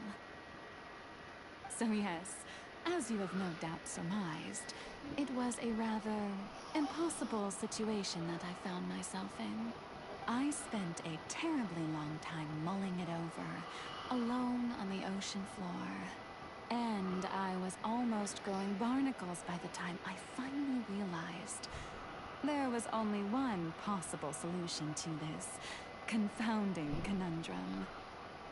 I had to outwit the heavenly principles, allow the prophecy to be fulfilled, ostensibly at least, while saving everyone at the same time. I'm a genius, I know. I can only assume that's why Egeria chose me as her successor. Although, looking back now, it was hardly the inheritance one dreams of. Between the task of saving the nation, the quotidian duties of the Hydro Archon, and not to mention the original sin of creating a new race of humans, I dare say she left me quite a colossal mess to clean up. But one can only play the hand one is dealt. I did not choose this, any more than I chose to be one of her Oceanid familiars. So you were also once one of the Oceanids, transformed into a human by Egeria's hand? Yes, I was. I always dreamed of becoming human. And I still do, even now. In my eyes, to be human is to be part of the greatest opera ever known. After becoming a god, I separated my divinity from my body and spirit, leaving behind only a self that was as naive and bewildered as my past self on her first day as a human being. The me you see before you now is that divinity. And the human counterpart I left behind, I named Farina. She could feel joy, sorrow, and everything in between. She could be as vain and conceited, or as meek and vulnerable as she wished. Her strengths were of a kind only a human could possess, as were her shortcomings. But in my eyes, Farina's humanity was what made her perfect. She was perfectly human in every way. The person I always wanted to be. Anyway, so then I cursed her. All part of the plan, of course. The plan to deceive the heavenly principles. Do you still remember the final scene of the prophecy? The Hydra Archon, alone, weeping on her throne. In order that the prophecy might appear fulfilled, I invited Farina to be an actress, to play the part of the Hydro Archon in the prophecy. Under the curse I placed on her, so long as I, Focalor's divinity, continued to exist, she could not die.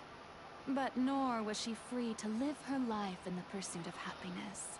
Instead, she was forced to take the stage in the opera house, to embrace the role of leading lady, to forever play the part of the god from the prophecy, all to create a deceitful appearance of that prophecy coming to pass.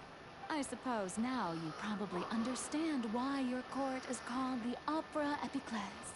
But Farina is only human, isn't she?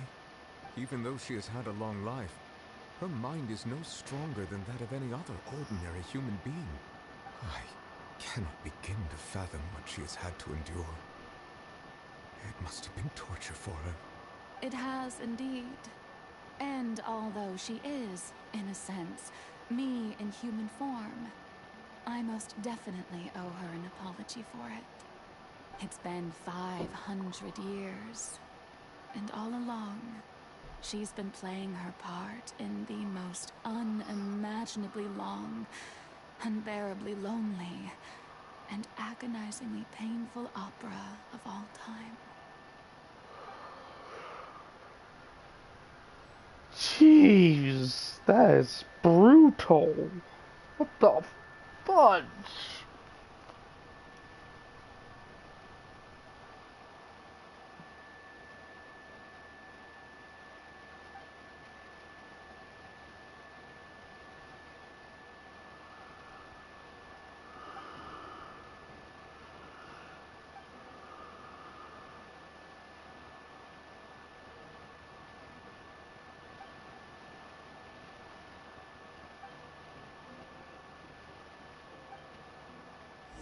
Oh dear.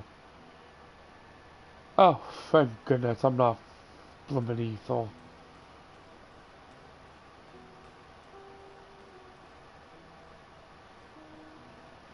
This is so creepy.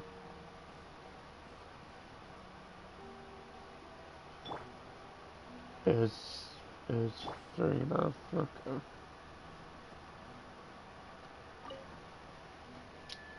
Here we go. Ugh. Oh, who permitted you to come onto this stage? Now, I understand your admiration for my august self, but I must ask you to keep to the rules. All right. It is not my intent to reprimand you. There is no need to state your name. Just be off with you. Do not distract me from my performance. Oh, do not jest. Can you not feel it? I am Focalor. The eyes of countless Fontainians are upon me. I must, at all times, display the utmost elegance and nobility.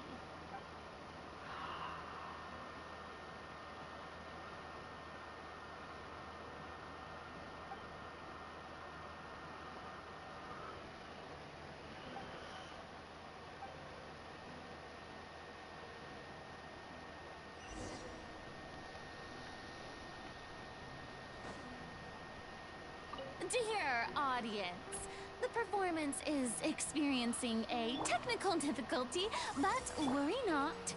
The guards shall resolve it soon enough. Mind the side effects. Hey, what gives? The audience is still watching me, you know. Guards? Wait, where are the guards? Guards!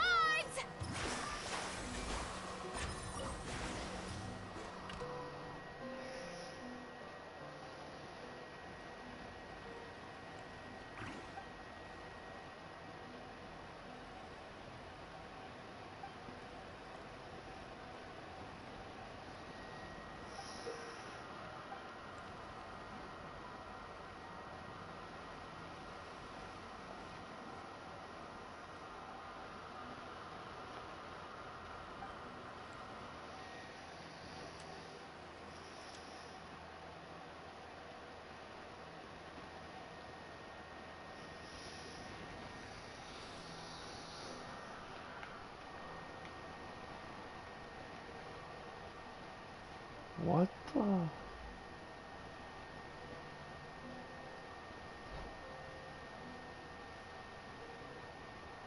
Okay then. Farina. Huh? Who's that? Who's calling me?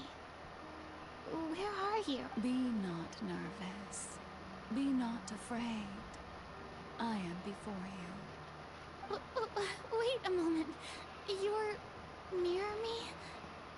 How can this be? Near you, huh? You know what? That's not bad. Let's go with that. Near me. What do you wish to say? The prophecy.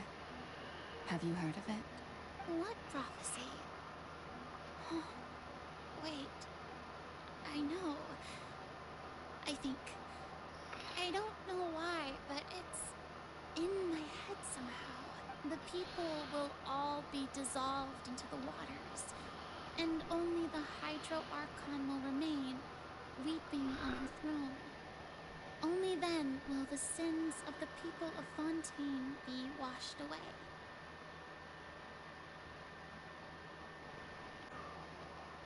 Oh, very good.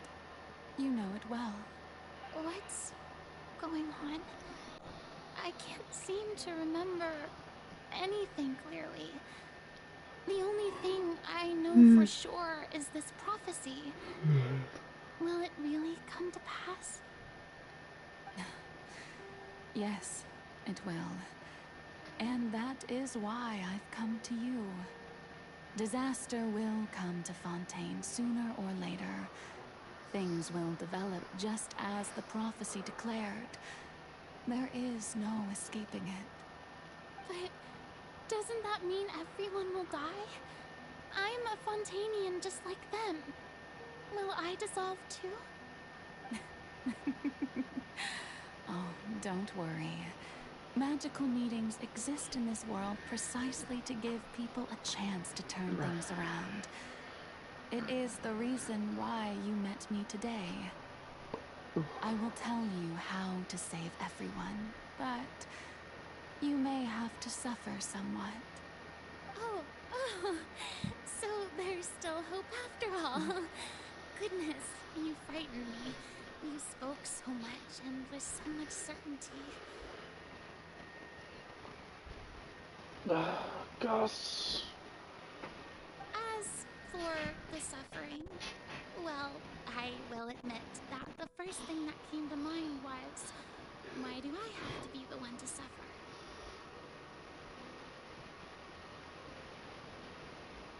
But if the prophecy will come true, I'll also die anyway, right? So if I've already met you as my magical meeting in this world,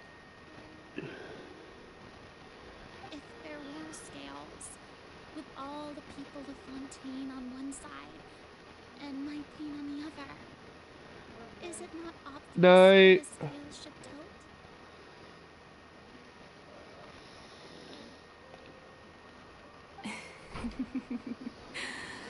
You truly are the perfect human. My ideal. I suppose this would also be the justice that belongs to you.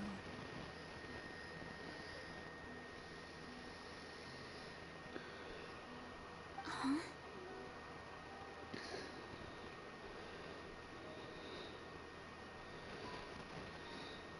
Don't worry, it's nothing. Listen well. Fontaine has just lost its Hydro Archon. I need you to play a role. That of the new Archon. Play as a god? That's right. You must begin a never-ending masquerade. You must never let anyone suspect your identity. If you can keep it up, then I shall have my way of defying this prophecy. But should your identity be revealed, then all hope will be lost.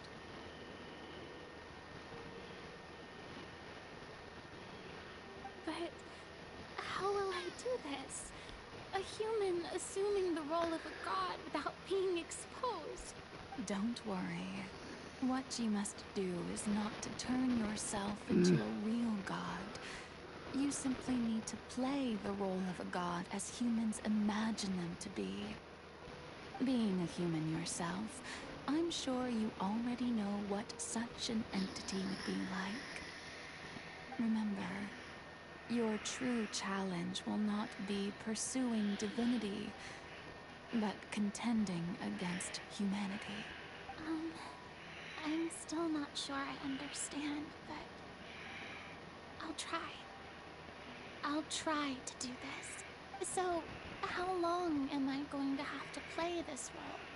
To accomplish this mission, you will have to stay on the stage for many, many years. You will endure and not grow old until your task ends. But I promise you, all will eventually end in a magnificent and dramatic trial, and everyone will be saved. A trial? Huh. How exciting. I'll be looking forward to it.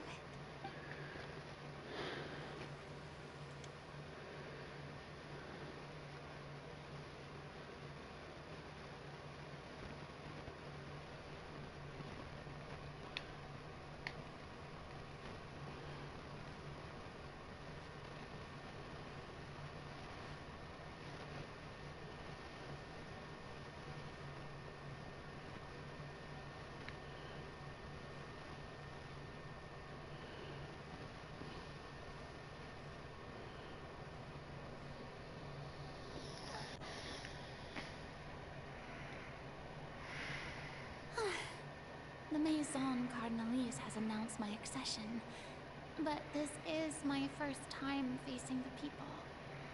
What should I say to most appear like a god? To be honest, I still don't know. Perhaps I should first try to act natural. Ladies and gentlemen, good evening, and welcome to the Opera Epiclades. I'm sure you've all heard about how I have taken on the role of Hydro Archon. Indeed, I am Verena de Fontaine, your new Archon. In truth, I know little about becoming a nation's new god, but it will be my honor to guide you all. As the god Focalor, the god of justice, I shall do all within my power to lead you into an age of fairness and justice. Once again, thank you all for coming. If you should have any questions or suggestions, please send them to the Maison Cardinalise. The future of Fontaine will require us to work together, after all. This should do it. I thought I might stammer, but thankfully, I was able to convey my thoughts just fine. Okay, and next. That's the new Hydro Archon. Is this some kind of joke by the Maison? I would have thought that a being that surpasses humanity would be a bit more assertive. Hey, did you hear that? She even told us to send her suggestions there at the end.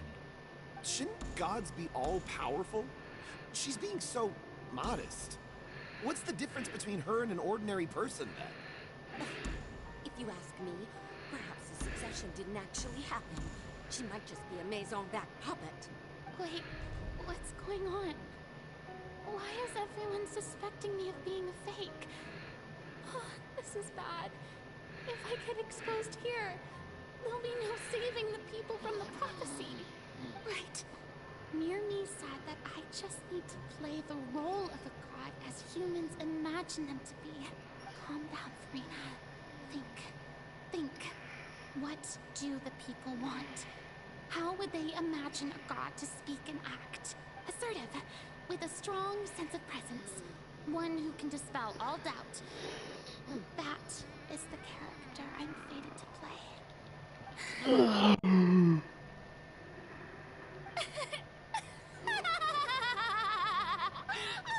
Oh, very good, my people. Only ones such as you are deserving of my rule. Now, I was wondering, if some weak puppet were to one day come onto the stage and claim ownership of this opera house, would the children of Fontaine follow them? Well, it seems that you would all see right through them. Having passed my test, you are qualified to witness wondrous trials alongside my august self, here in this opera house.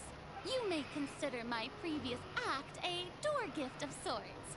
I thought it was a debut that suited the atmosphere. Now then, let us be reintroduced. Ah, so that was just a performance. How could I have forgotten that we were inside an opera house? Personality? It's quite shocking. I suppose it's a better look than before. Such a fascinating and bold deity. How wonderful! Our future may yet be bright after all. It seems I've turned them around. Best follow this flow and restart my accession speech.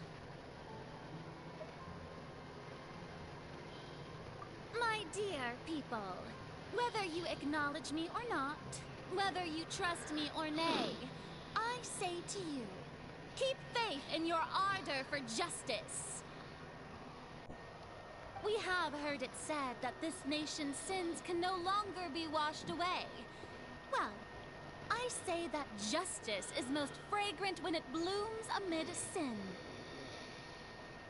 No, this won't work. They'll suspect me again. I must play the role that they want me to play.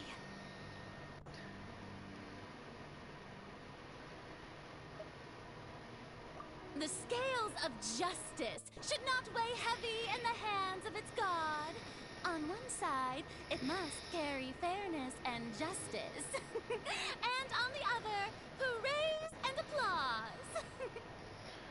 May law be the prayer on our lips. May judgment be our worship. Let us light the fires and drink to the future of Fontaine. There is no trouble in this world that justice cannot solve. All that is needed is for you, my people, to believe in it, heart and soul. So long as I, the Archon Focalor, stand within the Opera Epiclese, so long as I stand before the Oratrice, I shall even judge the gods of this world!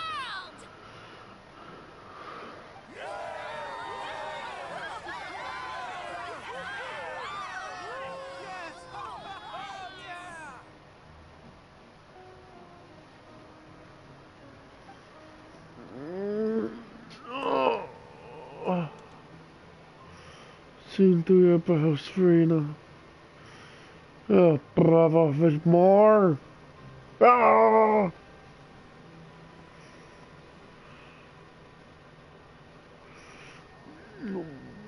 Lady Farina, here are today's case reports, as well as a summary of the follow-up for your perusal. Come now, was I not just at the Opera House in person? Leave these kinds of things to Neuvillette. Besides, none of these trials were the one that I'm looking forward to the most. If I may be so impertinent, what kind of trial are you truly looking forward to? A magnificent, dramatic, and wondrous trial. A trial to end all things. How could you hope to understand? That's true. I fear I lack the ability to grasp your divine thought, Lady Archon. No need for fright. And do not take what I said before too seriously. Go now. Do your duties. The trial I await. It will come one day.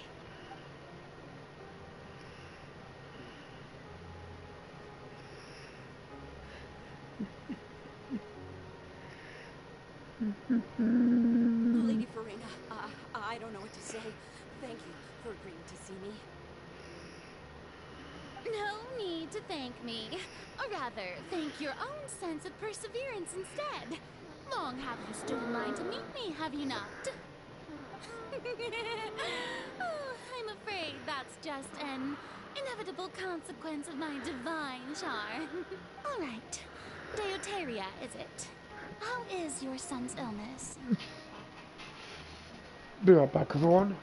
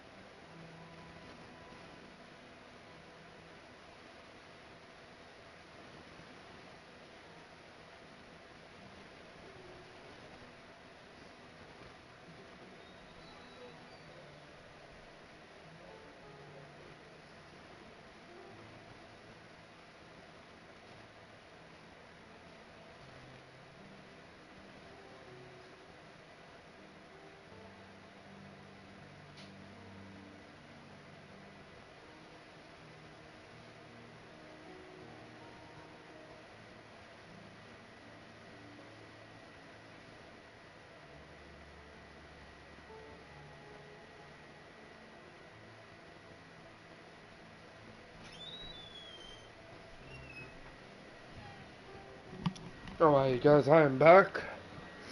Let's just proceed. You remembered me, and you knew of my family, too. He is doing much better now. In fact, he is far more of an ardent believer than I. He was the one who forced me to seek an audience with you, and to bring your words back to him.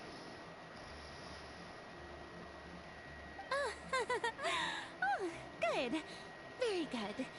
If this should happen again in the future, please do not hesitate to come and tell me. Going down to citizens' homes every so often, while not usual practice, should serve as a fine change of pace.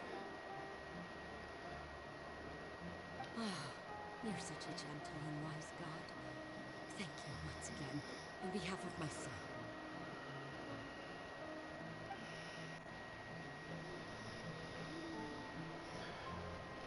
Okay.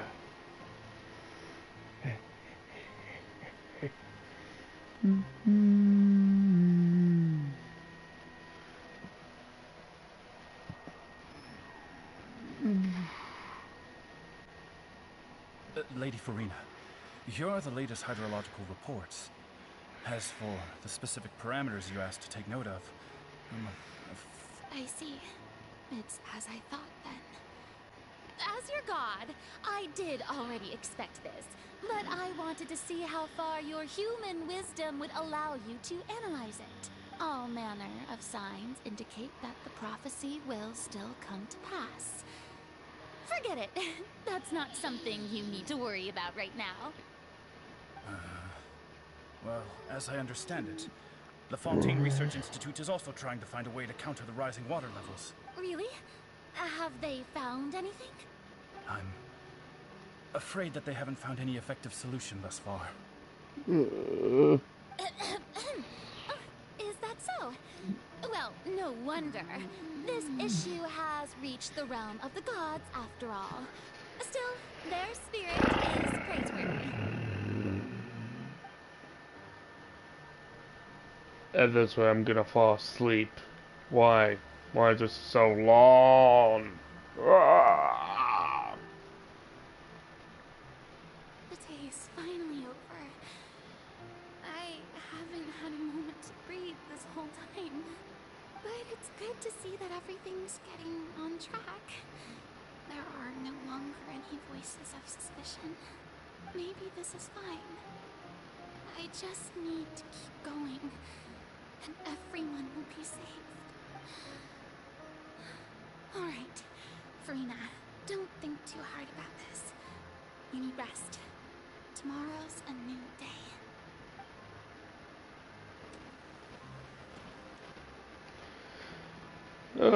Bravo. Lady Farina, here are the new trial reports for the latest cases, as well as a summary of the follow-up. There'll be no need for that. I've seen them already. There's no need to go back over scenes I've witnessed in person before.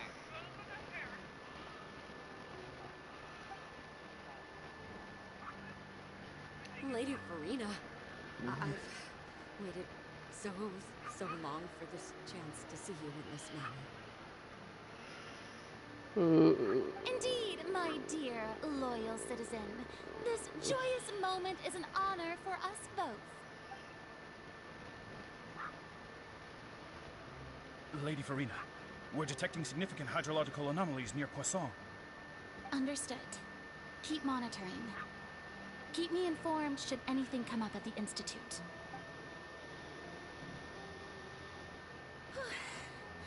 I don't think I let anything slip today.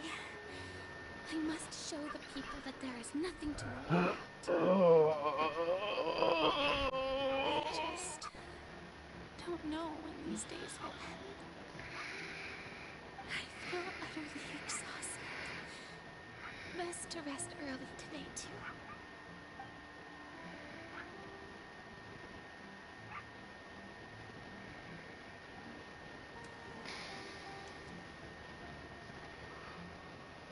Am I in an endless loop? Oh, fuck me. But not both.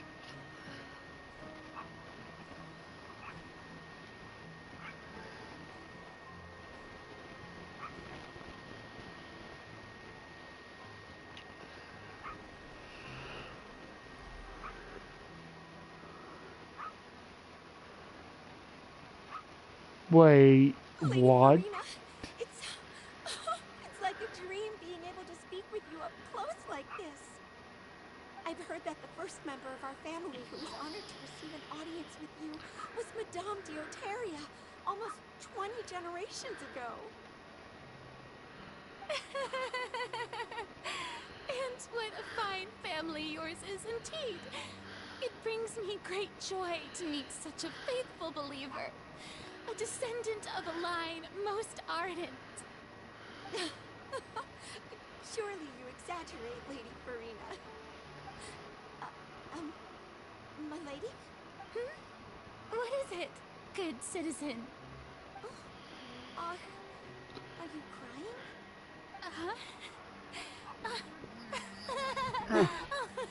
Really now? I didn't even notice. This must be the overflow of hydro from my person. Well, can't quite help being the god whose dominion is the waters, can I? No wonder. A manifestation of your power, then. Oh, Archon, I am honored to have witnessed it. Honored indeed.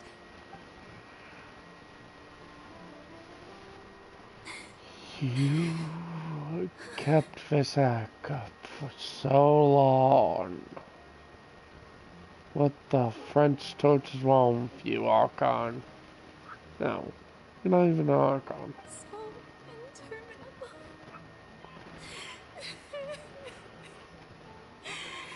So lonely.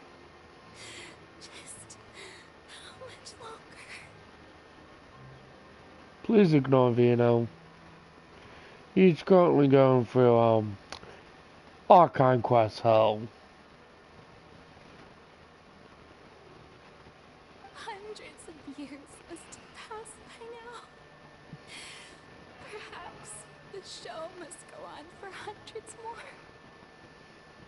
I never imagined that it would hurt so much.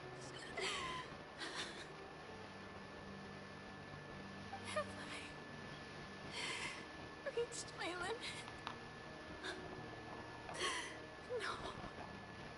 Perhaps I reached it long ago. Today I didn't even notice my own tears. I want to tell someone, anyone, about this. But would that not destroy all I've done so far? I've conducted so many investigations across the centuries. But there's not even a sliver of hope that we might break the prophecy. All I can do is keep heart. I must maintain this act. It is the only way to save Fontaine. Please, mirror me. You have to succeed.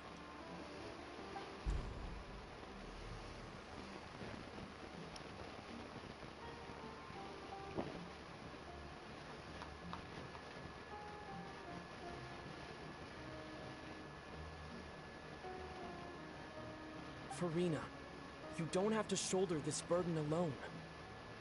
Although I don't know what you might be keeping from everyone. Your people are more than willing to share your burden with you.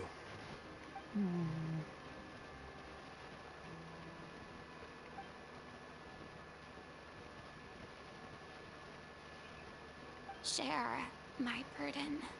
That's impossible. It was fated right from the start that this would be my duty alone. But even if your burden doesn't need to be shared, you can still choose to confide in someone. Oh my gosh, I'm almost done with this. Just share it with me. I'm what you'd call a witness. A witness? Yes. I've heard that you came to Tevat from beyond the stars, yes. In other words, you never belonged here.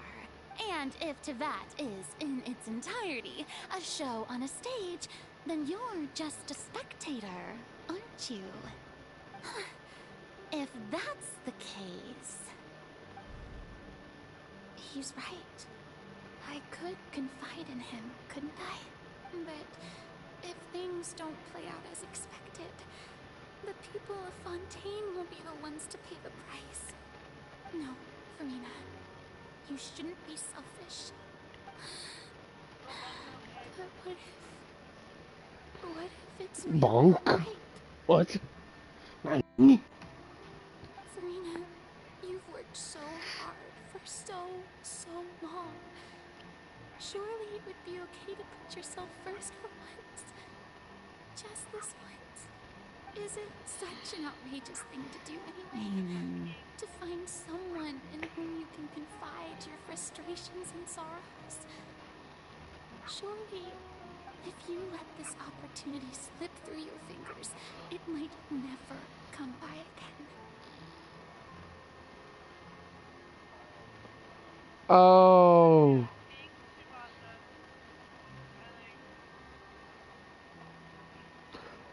Lemke. That's mainly what you're going to get in TLF is female simulacras. There's hardly any males in that game.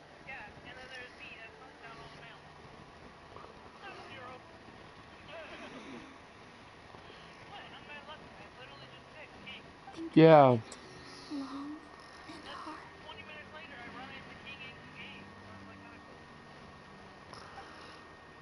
Yeah.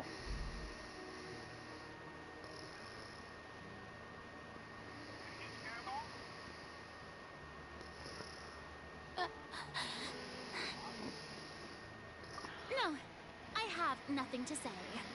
I am Farina, the Archon of Fontaine. Everything will surely get better. All you need to do, dear spectator, is to witness my performance until the curtains fall.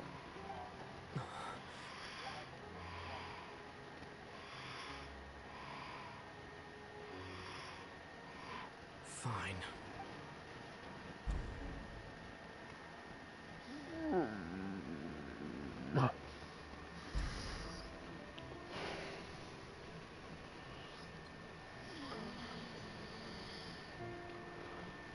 So even Farina doesn't know the truth? You've never once let her in on the full plan? Yes, it had to be done. To deceive the heavenly principles, you must first deceive yourself. She did very well. If she had let her resolve falter even once in these 5 centuries, Fontaine would have been doomed to the most tragic fate. It seems that trusting humanity was the right decision after all. I believe that I understand how your deception works. But that is only half the truth, is it not? How would you build on this foundation to save the people of Fontaine? That is the most important thing. Ah, good. Of course, the Udex of Fontaine has pinpointed the crux of the issue.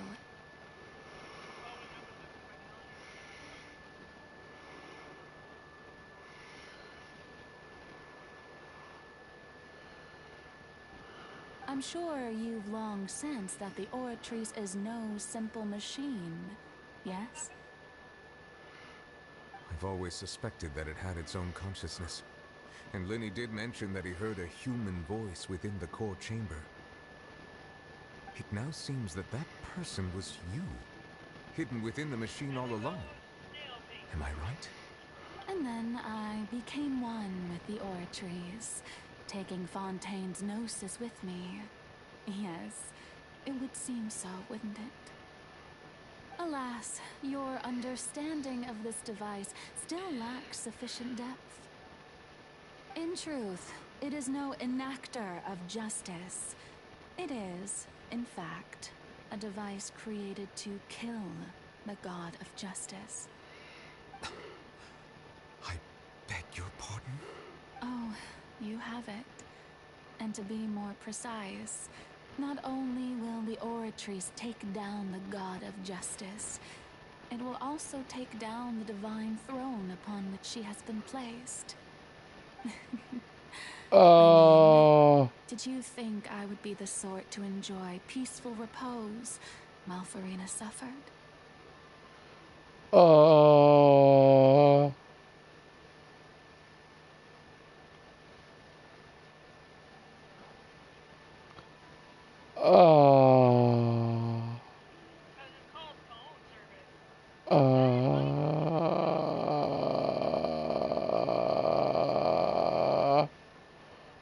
Uh, uh, do not tune into my stream, either of you. I'd say do not. This is for Archon Quest and Fontaine. Unless you want to be spoiled, do not come in. Oh my gosh. My work over these last 500 years has been to constantly accumulate Indomidium within the Oratrice. But really, some have already discovered that only a small fraction of the energy generated by the device was ever used to provide power to Fontaine. The vast majority has been, had to be, accumulated to enact this death sentence. It was all part of your plan then? Both the trial and the sentence? Indeed. This power, accrued over 5 centuries, could have sustained Fontainians for millennia, had it only been used for that purpose. Almost all of it has now been stored within the Oratrice. But only power of this magnitude could hope to destroy the Hydro Archon's divine throne, shaking the rules established by Celestia, and breaking through the institution that is the Seven. So the Oratrice's call for death was for neither Farina nor Focalor, but for the Hydro Archon. The destruction of that divine throne. If I do not misunderstand your intent, you must be... returning what's rightfully yours to you, of course. In other words, this was all done to return the authority of the Hydro Archon to the Hydro Dragon of this planet. But...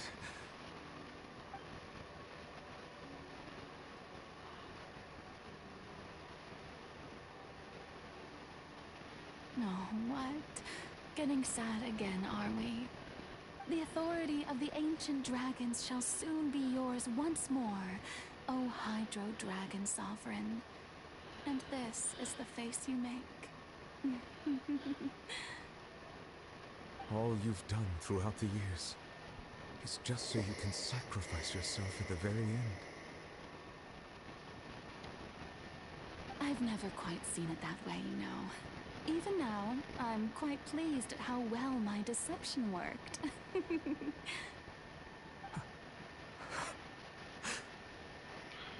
Don't cry, Nivy. Don't cry.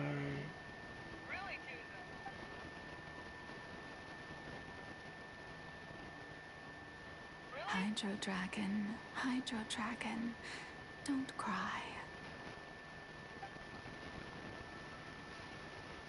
I must say, had it been within my rights, I would have loved to judge the heavenly principles themselves.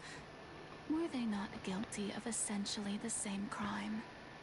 Egeria stole the power of the primordial sea, and the heavenly principles stole the power you ancient dragons possessed. I, for my part, am the god of justice. And is it not just that your original powers should be returned to you? Speaking of justice, I have always believed that justice lies in the process of pursuing human existence itself. So, if the theft of the primordial sea's might was Fontaine's original sin, then, leaving matters of procedural right and wrong aside, the descent of the Fontainians as humans and their right to exist in this world would be Fontaine's original justice. In other words, existence was Egeria's justice, and to me, justice is the continuation of that existence. Defying the prophecy and ensuring that Fontaine's people shall live on. That should be the justice enthroned over all others. At this point, we, whether it be myself or all other Fontainians, have shouldered the burden of this sin for far too long. Excuse me. Udex Neuvillette, the highest judge in our land. When you regain your full power as an elemental sovereign, what verdict shall you pass upon us? So when I was invited to the court of Fontaine to serve as Udex, I see now that that was your idea too. At last, I now understand the true purpose behind this position. In the beginning, I was uninterested in human existence. But these 5 centuries of living alongside them have gradually brought about mutual understanding between us. And I have even attempted to feel as they feel. You are a devious one, Focalor. Indeed she is, Nivy. Indeed she is. Things being as they are, surely you know that I could never declare them to be guilty.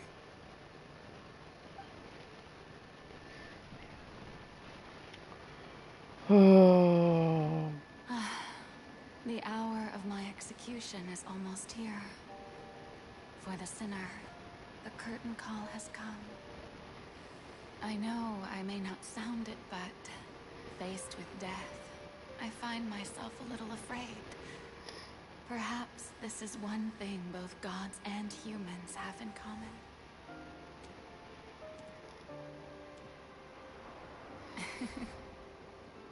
Farewell, Neuvillette.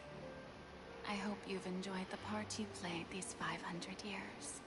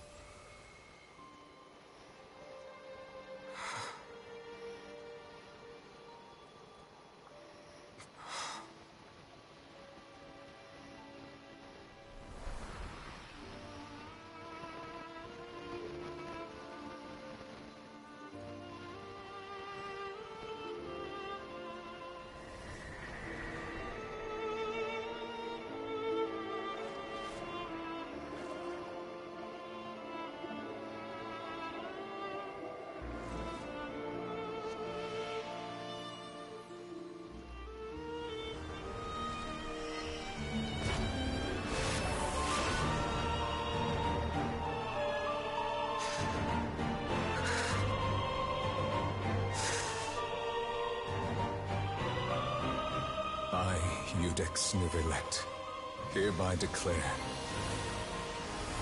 people of Fontaine, your sins are forgiven.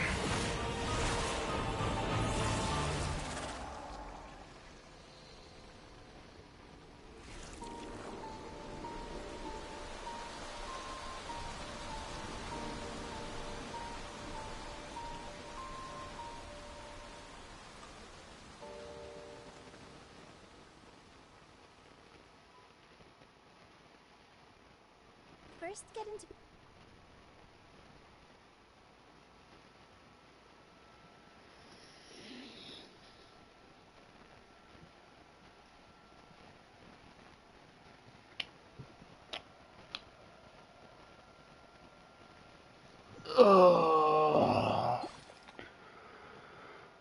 Oh, why? We stopped for flipping whale to fight. Oh, gosh. What just happened? Has the death sentence been carried out? Was that bright light some sort of misdirection? I have a feeling that something huge just happened. But since we're all still alive and haven't been dissolved, I assume whatever happened was good for us. It's time to end this. We must mete out punishment to that beast. Didn't you say just a moment ago that it can't be defeated? I have gained the strength sufficient to deal with it. Through certain means, I now have the ability to separate the power of the Primordial Sea from that creature. We should seize the opportunity to pursue our quarry. Traveler, now that the oratories can no longer function, I require an executor to help me mete out justice. The root of the calamities befalling Fontaine, the beast that enacts the prophecy. Its name is the all-devouring Narwhal. Come with me, traveler. The hour of execution has come. Oh, wow, Nivy. Wow, wait a minute. Wait a minute. Wait a minute. Does that mean I get to use Nivy? Wait a minute. Wait a minute. Does that mean I get to use Nivy? Wait a minute. Wait a minute. Do we get to use Nivy? Oh, that was a bug with Ganyu skin. So, free 100 primos. Oh dear. I'm here, Narwhal. I'm here to beat you up. I've been beating you up.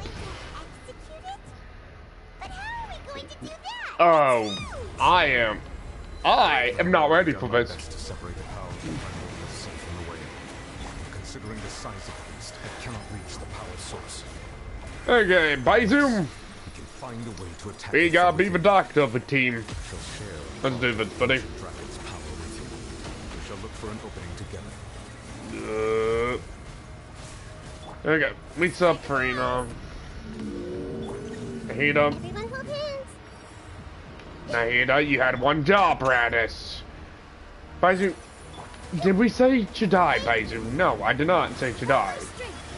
We have to not let the Narwhal get away. No. No. It's bad enough Baizu died once today. Baizu ain't dying again.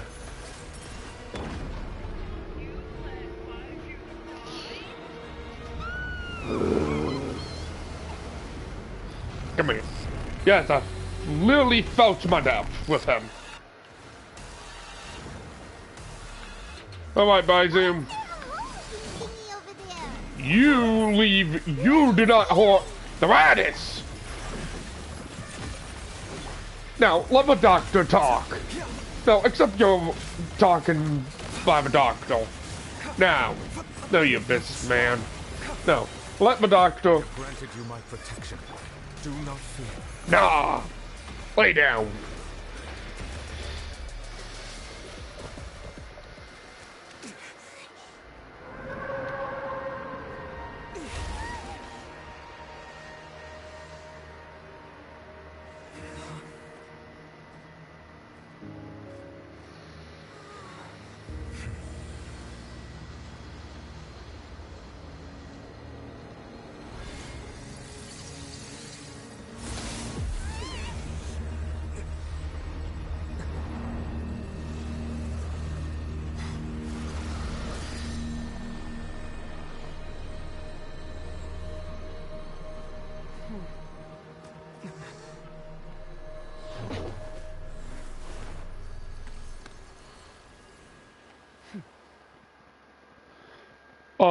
Excuse me. That was all I prayed. Thanks for helping with the cleanup. Should have been my job, but oh well. It was just supposed to be a short private training session for me. I didn't think that my disciple and my master's pet would start brawling in the meantime. Oh, actually, I had a feeling that it would happen at some point, but they bumped into one another earlier than I thought. What a blunder. I suppose I'll have to swing my sword 3 million times as penance. That power. Who are you exactly? Hyman has an idea. From what she said earlier, she must be Child's master. Skirk, right? It's just that he gave us the impression that she was the less talkative person. I simply did not have anything to say to the weak. But you, on the other hand, managed to defeat the all-devouring narwhal without using power from beyond this world. So you may speak to me as equals. I have to agree. It's a strange use of a planet's primordial waters just to raise an all-devouring narwhal. That kind of power is wasted on it. It's not cooperative. It eats too much. And I have more important things to do with my time than pet sitting. The only thing that creature has going for it is its looks. All in all, it fails as a pet. Miss Skirk? I think you might have missed the point. Hello there, Skirk. Why don't you just chuck your disciple in the blooming narwhal? I come on, but Skirk. Yeah, Skirk's on the screen right now. The point being... Yeah, she always threw him. She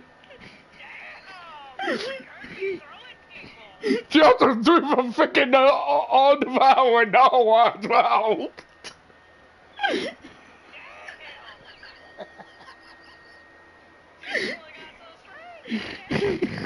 Yeah, and Niven said, and who are you?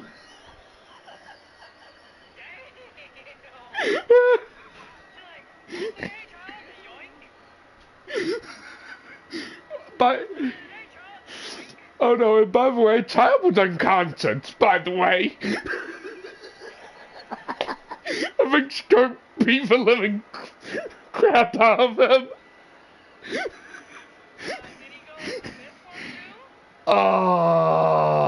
He was in abyss form. Yeah, that why he was like, nah, no. I was making it funny. Almost destroyed an entire nation. So what sort of person is your master? Well, Child's master's master. Wait, is that right? Uh-huh. Oh, right. So you don't know him. Sorry, I assumed you did.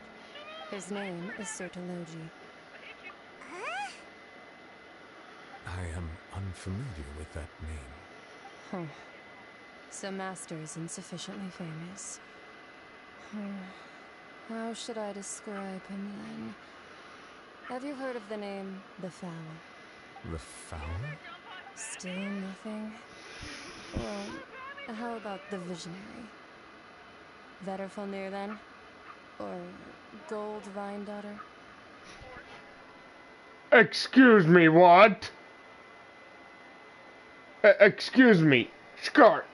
Are you meaning to tell me your master is that person? Oh, heavens. Oh, no. Oh, no. That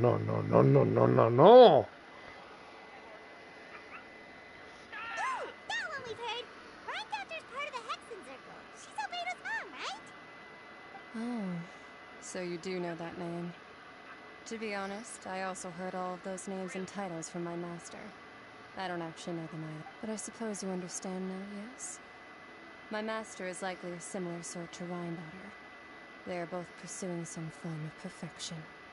Wait, didn't you also mention a visionary person? I actually thought their master was the White Daughter. Actually, never mind that. I believe it expedient to inform you that the all-devouring narwhal used up nearly all its strength fighting you. Such roiling hydro energies will prove difficult for the planet's deep seas to digest. As such, the fontaine back on the surface has most likely been thrown into chaos. In other words, the prophecy that you've been fretting over should now be in full swing. What?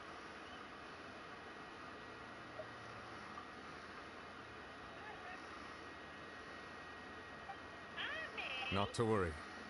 Focalor has already managed to deceive the heavenly principles. In the end, the people will all be dissolved into the waters, and only Furina will remain, weeping on her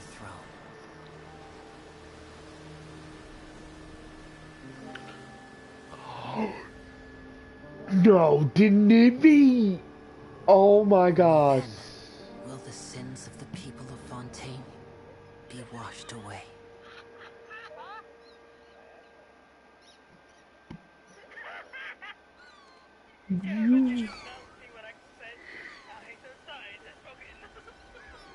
Oh my gosh, that's insane. Help!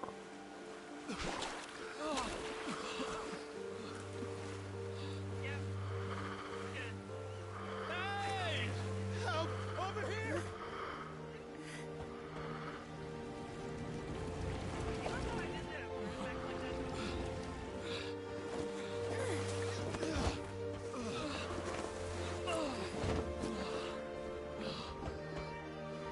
Gibby! What the f...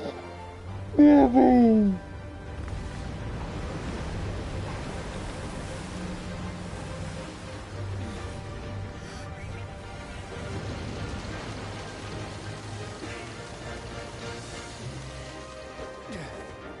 All hands, initiate emergency rescue!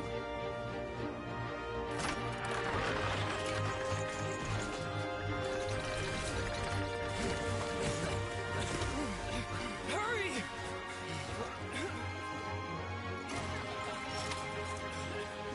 Hey, lend a hand!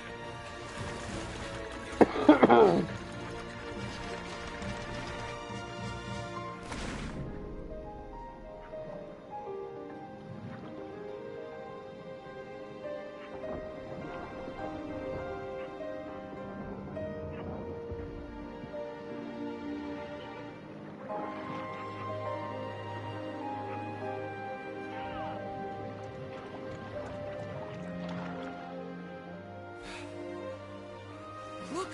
The water's receding!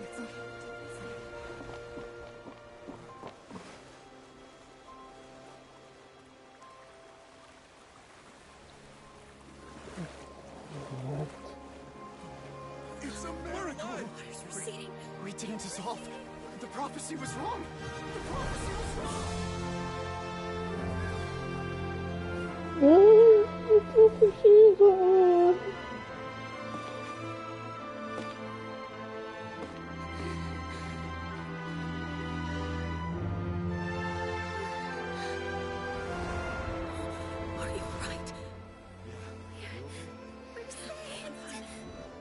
Okay, once I get out of this...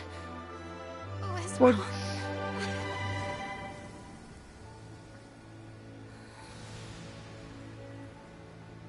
The fact that this... What the actual frick did I just witness?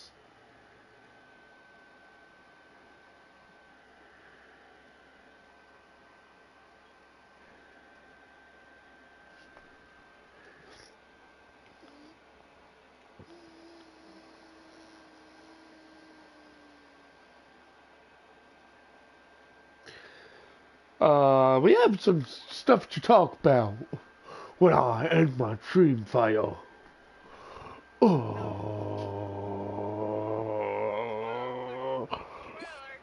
Yes. Yeah, very big spoiler alert. Incoming.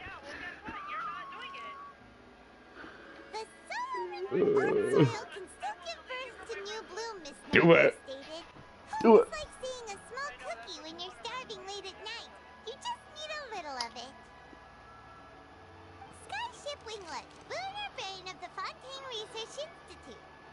The various disputes that have arisen on account of Mr. Edwin have suddenly become a shield over the Institute, with Jurier turning out to be a once overlooked hidden gem.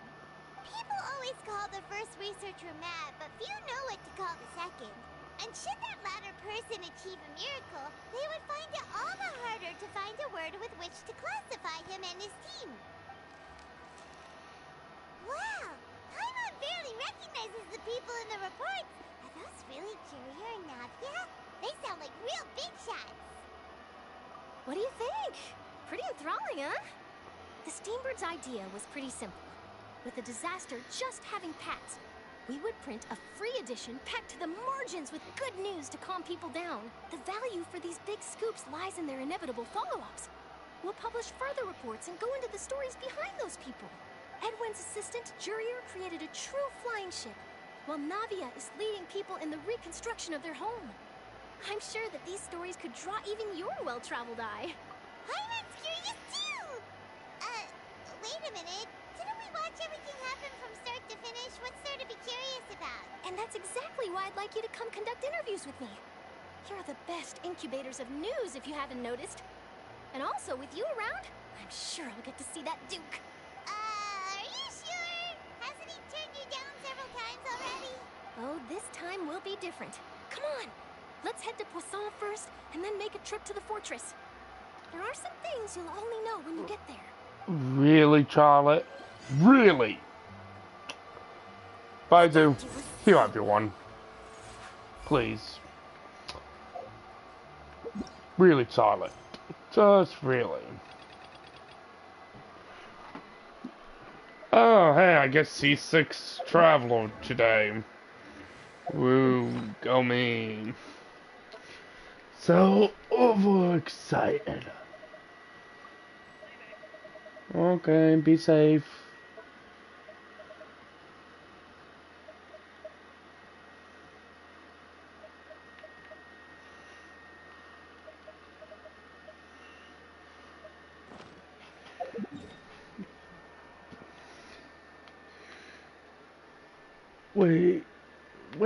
Wait.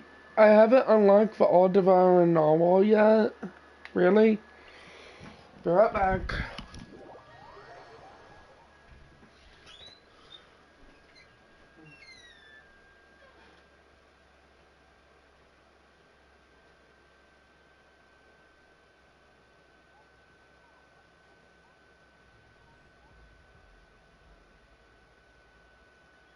I'm back with a can of juice.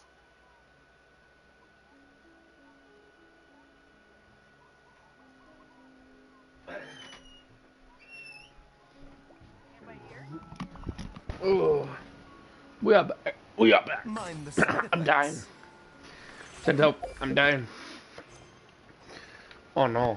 Fire's gonna send me to oblivion if I'm not careful. Oh yeah, I can't send you to jail. Lol. Oh! I almost killed Baidu again.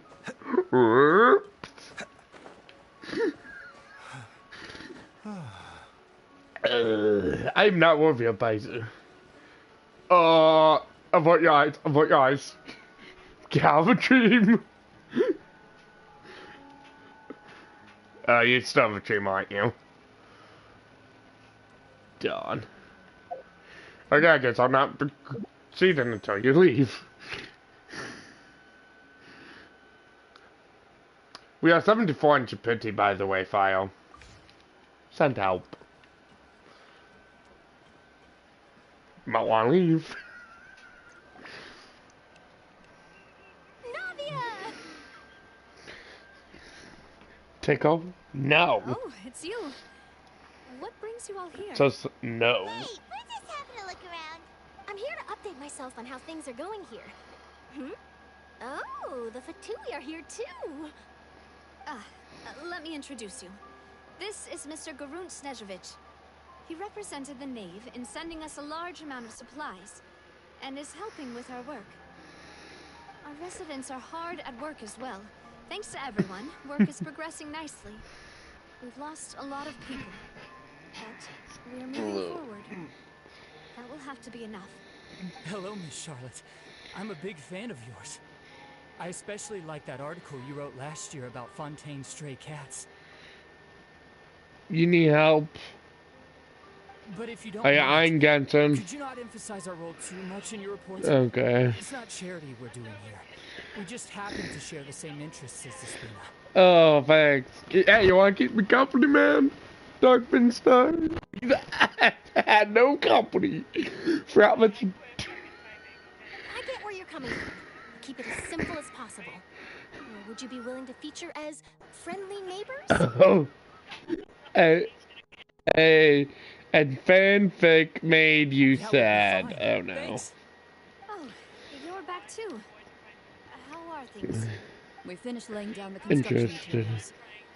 It'll be another hour before the workers are able to go over there. Live without Hatham. Huh? You're here too, Clarence? Well, her reputation's greatly risen after that whole duel business with Miss Farina. So she's here in Poisson to wait out the heat. All right, all right. She really came here to help me out. There's too much to consider in the reconstruction of Poisson. The Spina has need of more decision makers. And, well, I do already happen to be connected to Mr. Callis. Wait just a moment. Do you mind me asking a few questions? You know, about how you felt before the duel. About what it was like facing down a god. There's lots of exciting material there, I bet. Forget it. I'm sure you can find a better theme than that, Miss Charlotte. Oh, I see you're the same as always. Couldn't you do me a favor, for Navia's sake? Well, if we're talking about doing things for my sake, you might as well just take a few more photos of me. Or of the Traveler. It's better than wasting time persuading Chlorand at any rate. Of course I will. I'm not gonna let him off that easy. All right, then everyone who wants to be in the photo, gather up. And smile.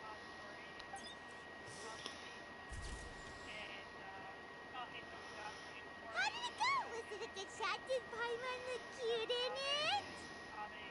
Not bad. Your addition really helped the composition of the picture.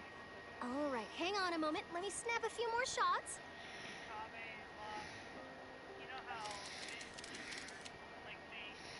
Yes. All right, that should do it. I'll be back here later anyway, so let's call it a day. You're very quick. Speed is of the essence when it comes to the news, and freshness is the... Also, not to brag, but I'm pretty good at building connections. Who knows? I might eventually get that interview with you after all, Miss Chlorand. Wow, you really do have that never say die spirit. I'm impressed.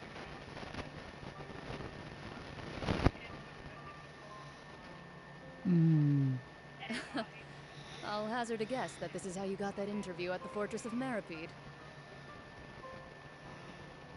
Whoa, you're well informed. Let me make a guess too.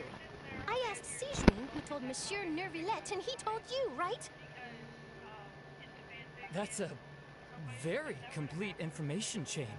In truth, all Monsieur Neuvillette asked me was, when did the fortress become so friendly towards the media? Bia!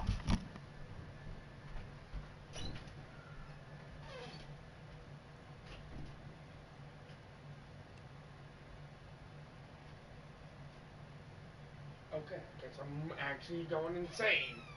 I actually think I'm going insane. I thought I saw a dog scratch. But, no, there was no dog. I actually think I'm going insane. I told him that it was best not to speak too soon. There's no guarantee that Ridsley will make a personal appearance. You're right. I've got to treasure every moment I have with them. In which case, I'll be making a move first. Stay safe now. And tell me if you hear anything interesting. I'll treat you to afternoon tea in exchange. Please don't, Navia. Goodbye, Navia. To the Fortress of Maripede I go.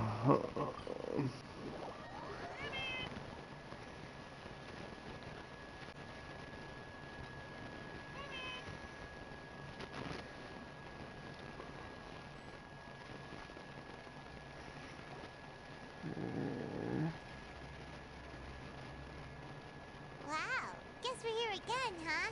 There's a real nostalgic feeling to this place. Looks like you've been missing us. Dude! Did you come all the way to the entrance to greet us? Of course. I'm here to welcome you and our dear Miss Charlotte, whom our good head nurse recommended to me. It's an honor to finally meet the much-rumored Duke. Thank you for consenting to my visit to the fortress, sir. No need to thank me. But that said, I shouldn't be the focus of your interview. I trust you recall our agreement? Of course, of course. All right then, this way. No, I'm listening. But I'm also trying to listen to Archon quests.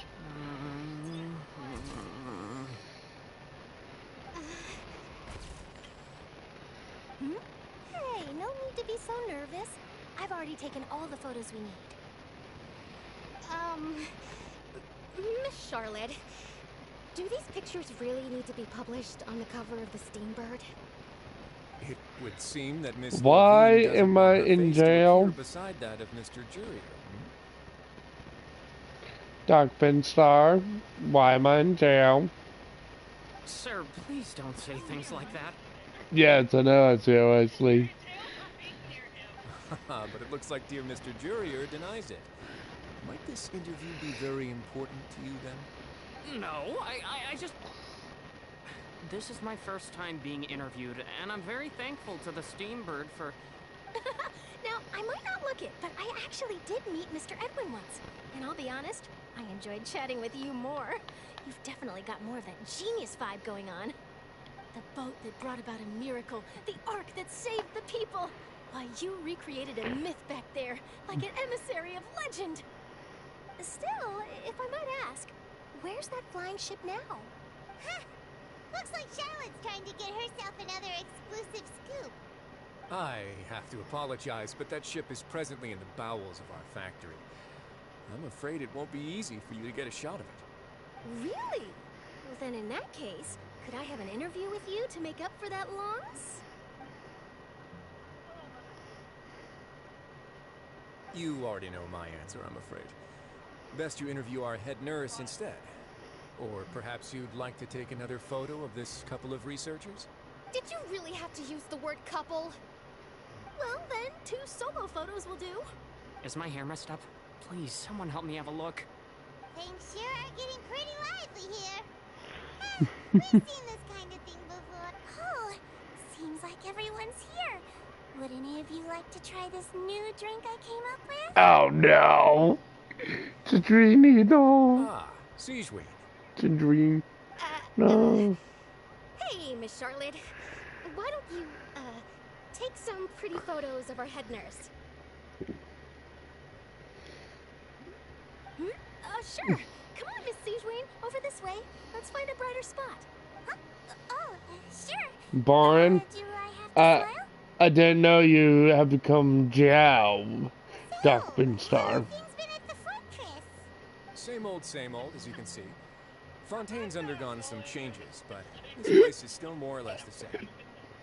I am officially being bullied by this person in my chat. Other than that flying ship, you got a tad too much attention, I think. So you're turning full on Jow on me, okay. That's why I decided to let the interview go through.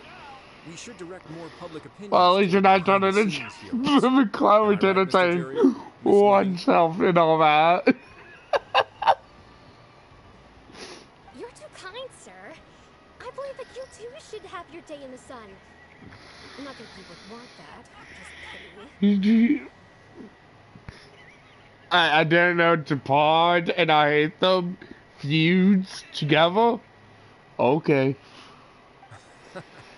I'll just leave the spotlight to you two. Oh no.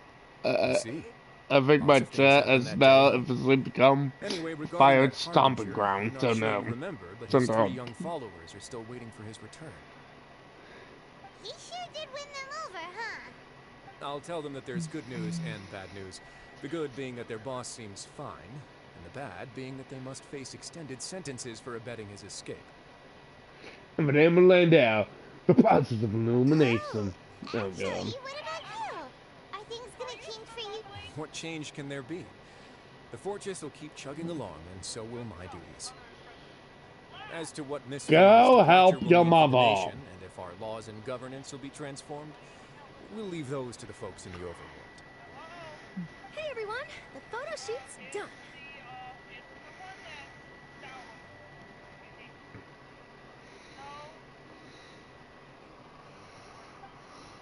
Good. In that case, let's call it a day. Thanks for your cooperation. Come on, traveler, let's go. Till next. There'll be a next time? Oh, poor Isley. There will be a next time. Maybe. Who knows? I might write a story about the underwater factory next time. Flicker. Until then. Really? Really? All right. Turn it into a hater. Docks.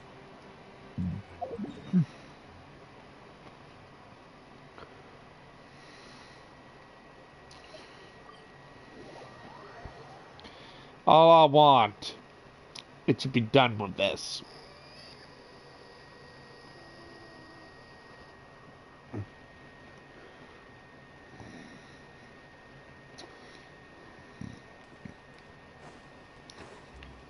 Let's see, am I going to get Baizu killed again?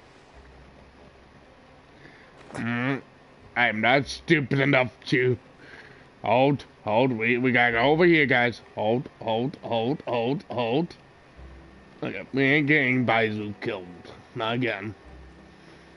Someone's gonna lose their mind if I get him killed. Namely myself.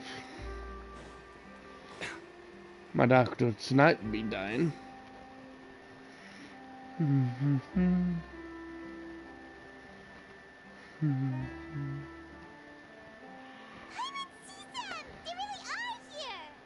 Navia mentioned that she stayed in touch with Linny and the others after working together.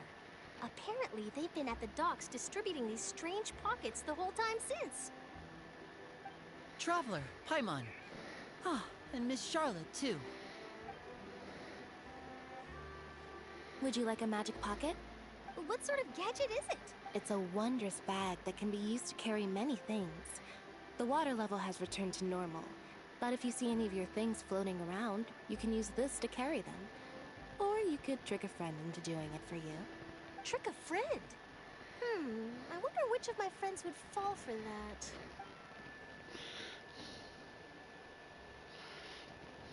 You could just make a friend like Fremine here. Isn't that right, Fremine?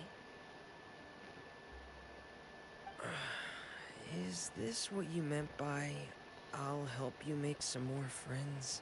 To be honest, that sounds pretty sweet. Could I have your contact, please?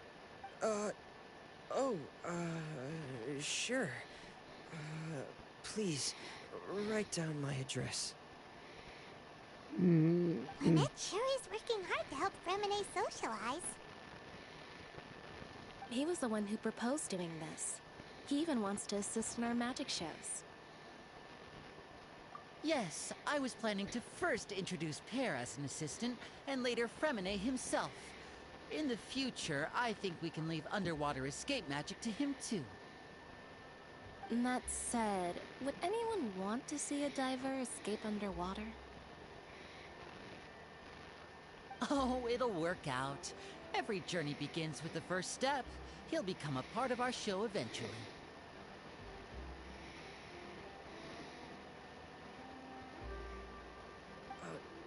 Lynette, could you come over? Miss Charlotte says she wants to take a picture of us. Got it. My, that Charlotte is rather perceptive.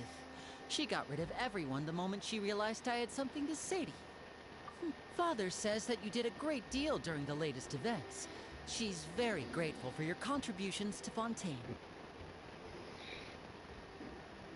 That's all right. We were more than happy to help. So, what's she doing now? Oh, I guess you haven't heard.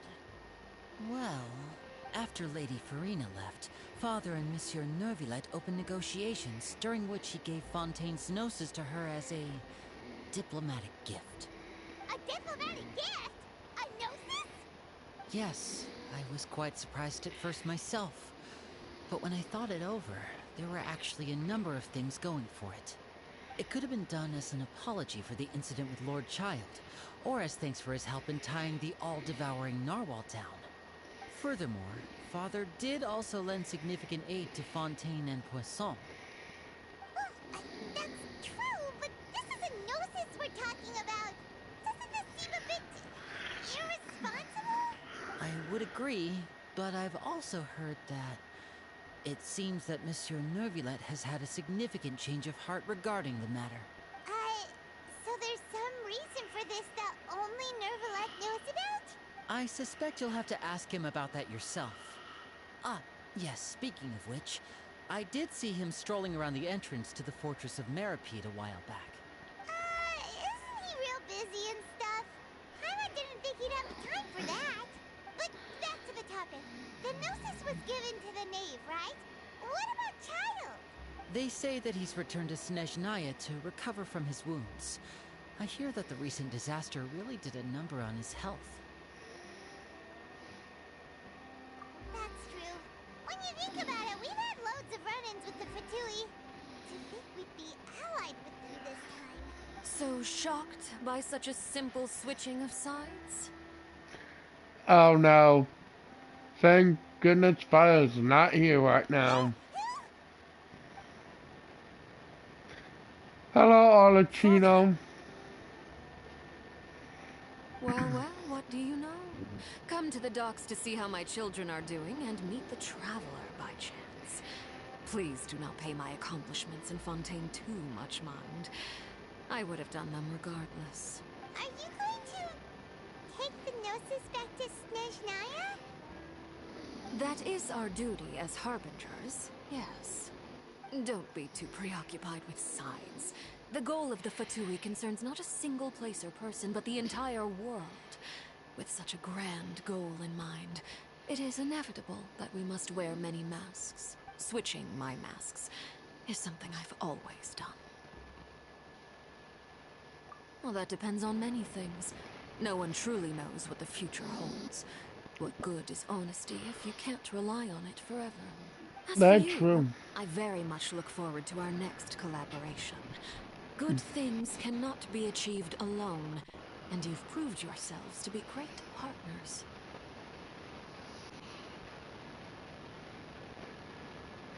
A vision? All right. I'll remember to return it. Thank you for keeping it safe for him this entire time. And that's a wrap for me. Huh? You're... Greetings, Miss Journalist. Hello. If I'm not mistaken, there are diplomatic channels I'll need to report to take a photo of you. That is correct. So forgive me, but I will not be able to serve as a subject in your article. However, feel free to write as much as you'd like about our dear magicians and our upcoming rookie talent. I will. The sea breeze is quite pleasant. I shall continue my walk while the weather remains so agreeable. Farewell. Farewell, Father. Oh, she has such an intimidating presence. I didn't even dare to take a picture. Thankfully, I've already wrapped up all my pre-scheduled interviews. Thank you all. This'll be more than enough for me to write about, I'm sure. Don't be too nervous. Why don't you take a magic pocket before you go? Here, Traveler, Paimon, you take one too. To move things about? That's right. Funny. I was giving out magic pockets when we first met too. And what do you know? I'm doing the exact same thing right now. So many things have happened. I guess this must be life. We will... All right then. We'll be... Well, guess we sent Charlotte off. Shall we go see what Nivelette's doing? As long as he's not so busy. Stop, Paimon. No one cares. Let's just head to go talk to Monsieur Nivelette.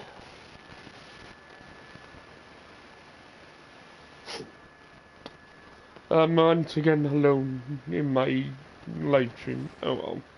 Doesn't matter to me.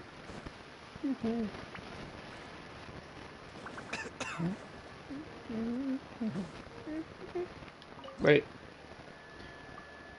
No! Why have I reached for max? Wait. If I have reached for maximum,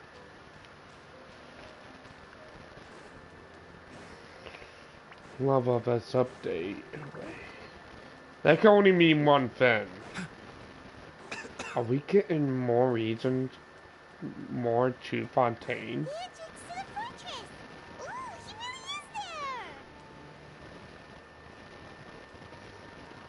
One by one! Go talk to Monsieur Nivelette. Oh, never mind. Cut time!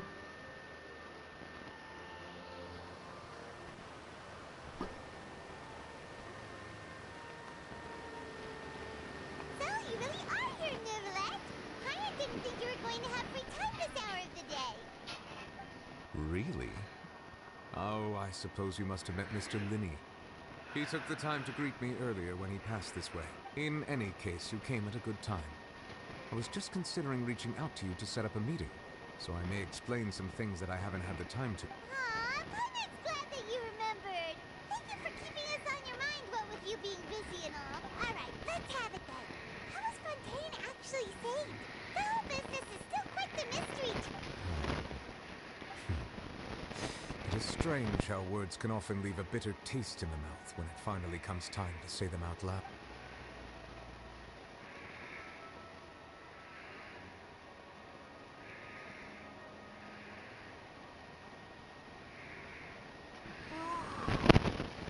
That's what happened? Focalor destroyed the divine throne of the Hydro Archon and restored your power to you, transforming you into a fully fledged elemental dragon sovereign. But Paimon still doesn't quite get what you did to save the Fontainians from dissolving.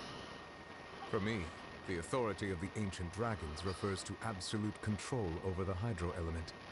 Fontainians were incomplete humans born of Egeria's use of the power of the primordial sea, with constitutions similar to that of mimics. But so long as those primordial energies remain within them, I could use the ancient dragon's authority to grant them true blood, after the fashion in which life was first brought into being on this planet.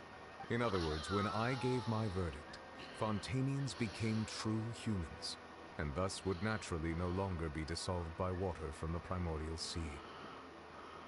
Focalor must have counted on you to make that decision as well. Your verdict was the key to making the prophecy appear to have come true while saving everyone. Yeah, and in a manner of speaking, Focalor finally managed to fulfill the original Hydro Archon's wish to turn Oceanids into real people too. It seems from your expressions that you still have more things you wish to ask. Ask away. I will tell you the truth as I know it. I have investigated his case along many avenues, and I have learned that he once fell into an unknown chasm when he was young. There, by chance, he awakened the all-devouring narwhal. But whether it be by sentiment or reason, that should not have been enough to consider him the root cause of the disaster. At most, he would have had tangential liability. As for the judgment passed by the Oratrice during the trial, whether it was due to that liability by association, or Focalor deliberately using him to buy time for us on the assumption that he would be able to hold the creature off, I cannot say. Guess Focalor had Fontainians in mind the whole time. In the end, it was thanks to her that they finally became real humans. Hang on a second. Paimon suddenly got another question. Back when Fontainians hadn't yet become real humans, were the children they had also transformed Oceanids? Life has always flowed like water. Do you recall how Fontainians would often come to the Fountain of Lucine to pray for children? Yeah, Lynette said the fountain is where all the waters in Fontaine converge. In truth, even those couples did not know that such prayers were no mere custom, but instead a form of ritual. Those Oceanids who were blessed within the spring water would later descend as new humans in the coming months. Paimon sorta gets it now. Either way, seems like this ritual won't be of any further use, but it'll probably live on as a local custom. Ask away. I will tell you the truth as I know it. Yeah, about that. Risley said Farina has already left. What's that all about? Ah, Lady Farina. The people are only aware that her death sentence has not been carried out. She abdicated the post of Hydro Archon and left affairs related to that title to me, before leaving the Opera House. I related Focalor's words to her faithfully and completely. After hearing them, she seemed neither saddened nor comforted. She simply said that she was tired and needed to rest. Having said that, she then packed her things and moved out of the Opera House, not unlike how an ordinary person might. But she's still got a place to stay, right? You need not worry. I will make arrangements to ensure that she will not want for food, clothing, board, or travel. In truth, I am somewhat happy for her. The wear and tear on her spirit will, of course, take time to heal. But now that she no longer has to play the role of Focalor the Hydro Archon, she can finally lay down her burdens and lead a normal life. What about you then? What are your plans now that you've regained your full powers as the Hydro Dragon? After Focalor passed on, the Oratrice also ceased to function. This matter will directly affect our trials. After much careful consideration, I've decided to take over its role in our courts. From now on, I shall hear cases and pass verdicts by myself. Looks like you're still considering stuff from the perspective of the Udex, huh? As an elemental dragon, there are indeed many things that I must do. But this power and this duty, in a manner of speaking, you could say that both were granted to me. As such, before I attend to my other responsibilities, I must first and foremost continue to serve Fontaine as its highest judge. The duty of the Hydro Sovereign and the duty of the Udex shall coexist within my person. Additionally, the Hydro Archon's departure has brought about another problem, which is that the Opera House shall no longer produce indemnitium. That's true. That power was derived from the people's faith in the Hydro Archon, wasn't it? Wait, but the various mechs and machines in the city are all still okay. Where are they getting their energy from? As I am now, I have full command over New Musia, and it can serve as a complete substitute. Another reason why I cannot quite leave Fontaine immediately. Wow. This ancient dragon's authority stuff is really quite useful, huh? Ask away. I will tell you the truth as I know it. Oh, that's right! They say you've given it to the knave as a diplomatic gift or something! Leaving aside their intentionality, the two Fatui Harbingers have indeed done much for us during this crisis. Their sole remaining goal in Fontaine, at least at this point, would seem to be the Gnosis. The Oratrice has ceased to function. The Hydro Archon's divine throne is now no more, and I do not need the Gnosis's power. As such, it has lost all meaning for Fontaine. If the Fatui have impure designs, then we might as well accede to their request now, and avoid unnecessary conflict. What complicated considerations! Paimon thought you were just giving it to them out of gratitude to the knave and as an apology to Child. File. Ask away. I will tell you the truth as I know. I got you gonna learn about Natlan. You will soon be heading to Natlan, I presume? Natlan. I'm afraid that I have little talent as a travel guide, so all I can do is tell you what I know about that land. As far as I'm aware, Natlan can be said to be a nation of dragons. Hey, yo. A nation of dragons? You mean like you? No, I suspect that I would not find myself welcome there. Unlike ancient dragons such as myself, the dragons of Natlan have undergone long years of development and evolution. Large numbers of them have entered a form of coexistence with humanity. Natlan is also the nation of war. War ravages those lands like an undying flame. There is one other piece of information I got incidentally from my negotiations with the knave that I believe may be useful to you. The harbinger known as the Captain has thrown his hat into the endless ring of war.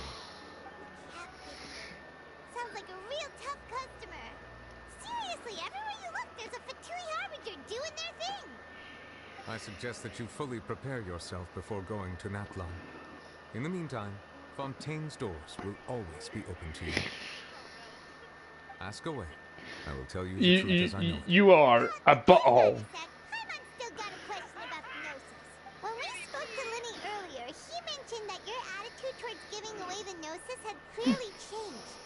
We guessed that there might be some reason for it that only you were aware of. Well, I guess you realize. I guess you. No wonder the House of the Hearth is the Fatui's intelligence division. They are certainly sharp. So regarding this specific issue, I was just getting ready to share something with you. Can you stop, please? What is it? In truth, I exchanged some further words with that lady named Skirk after sending you two back to the surface. It went something like this. Wait. Oh my gosh. Wait. Wait, do we get some Skirk again? Oh my god, remind GC Skirk again. Oh no.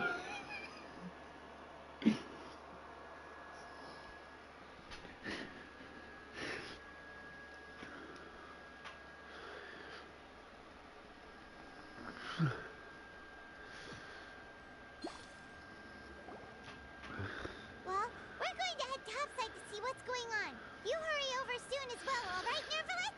No, Violet. What next? The all-devouring narwhal isn't here, so I'm no longer getting any interference. I can finally catch the scent of your power, what it's made of. It is the authority of the planet's primordial dragons, but with something very similar to a god's curse mixed in. It's quite a novel blend. I'm sure I've encountered something like this before. What was it again? I do not know what you speak of. Oh, of course. How could I forget? Oh? You should have the remains of the third descender on your person, yes? Remains? I've never heard of any such thing. Huh. According to your parlance, I believe it may be called a gnosis. Well, that much is true. After Focalor's divinity faded, she handed her gnosis to me. But I fear I have never heard of it described in the manner that you just did. I've been training with my master, the Foul, ever since I was young, and I have never returned to the surface since. So most of the information I possess, I got from him.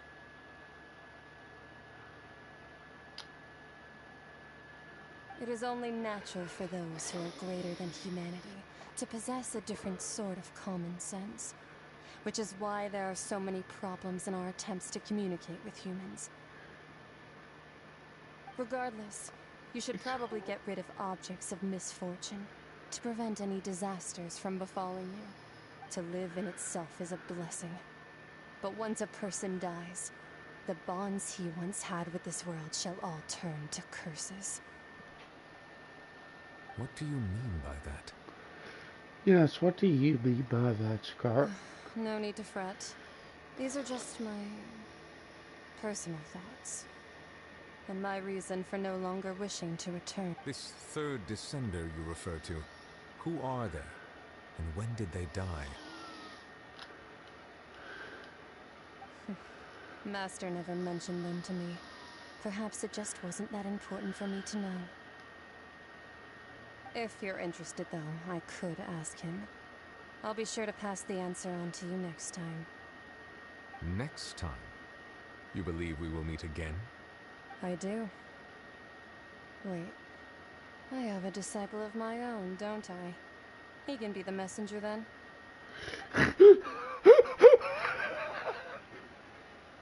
Scar really gonna you try to achieve the level of messaging, baby? Third, I can't believe I'm back at 13. Gosh, that happened. I can just imagine.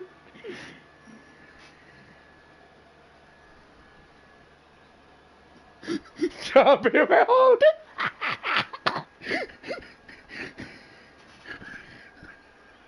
Rejection mode!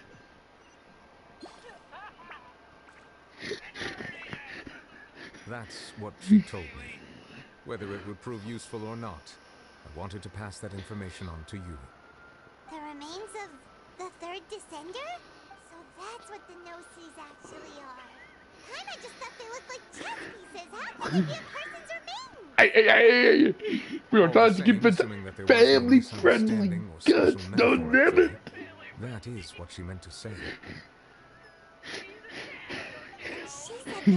Well, yeah, Joe.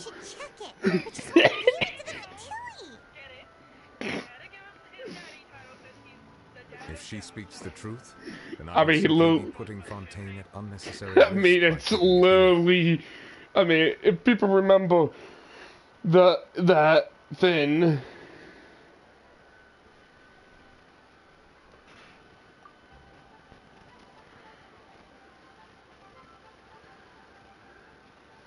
I had guessed that you might already be familiar with this concept, but I did not expect you to be one of them.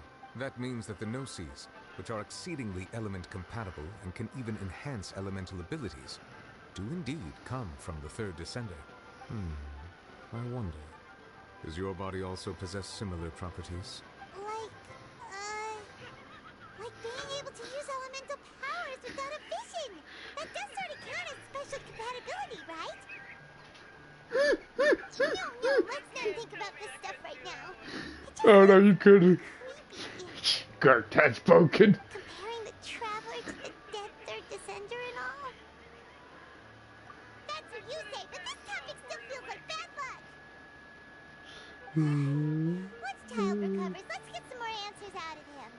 Or go look for his master and get the answer. I too believe it unwise to make too many blind guesses when information is Hold, lacking. I gotta go. The same is true of being at court. Oh gosh.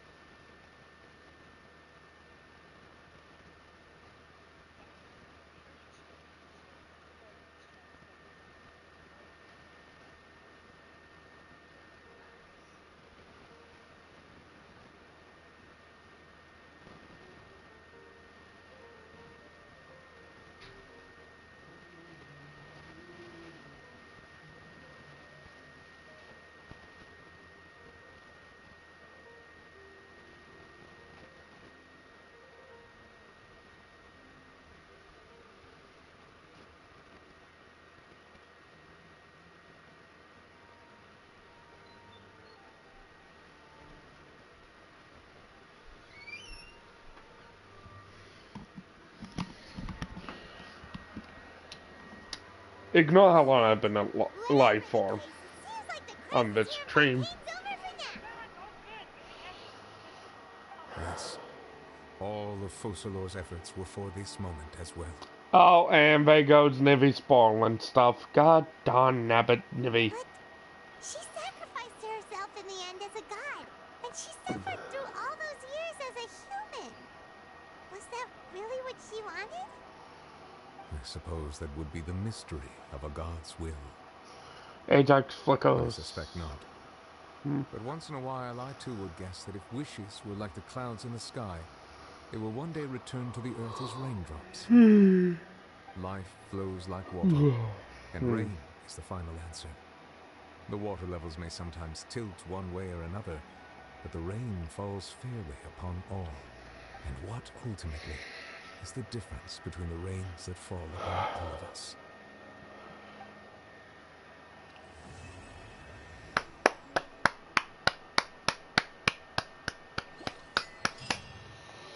Such a sad end. Goodbye, Nivy. I will never see you ever again. Spoilers! Yes, this was a very spoiler heavy live stream. I'm sorry.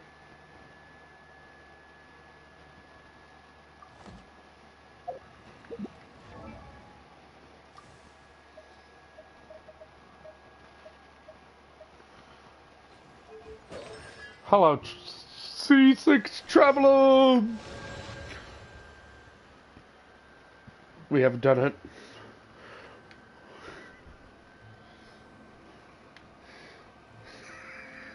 God damn it. You know what? Just for that. You know what? Just for that. You're gonna suffer with me. Let's do this. Here we go! You, what are you doing?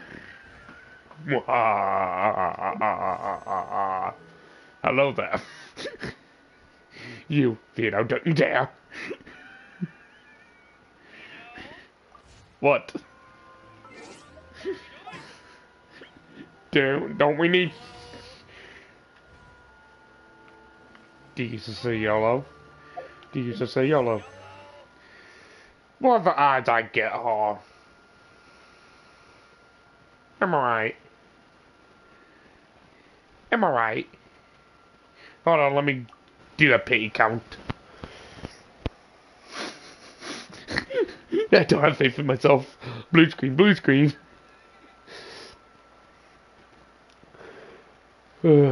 Maybe after completing the Conquest 5. So I'm 6 and 2 pity for 4-star, 10, 15, 20, 25, 30, 35, 40, 45, 50, 55, 60, 65, 70, 71, 72, 73, 74. We have 2 shots. Are you ready?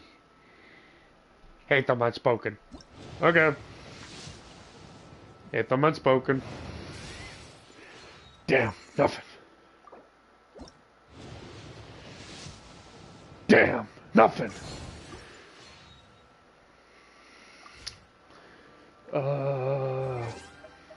It's gotta be a way for me to figure this out.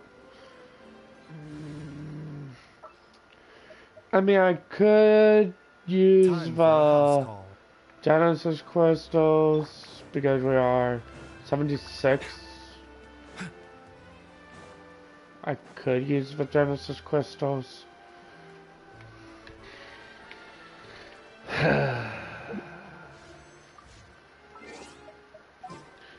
Wait. We have achievements.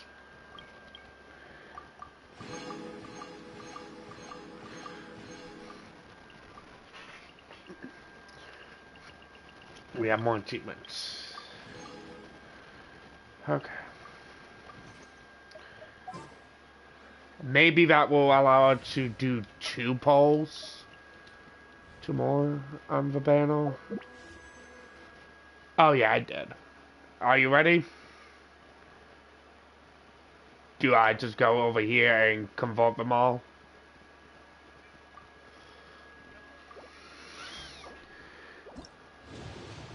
$77, 4-star. Character, Sackbow. Hey! Hey.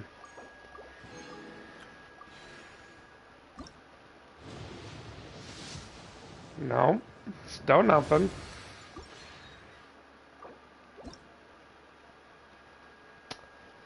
We either sniped her or we sniped Kitchen.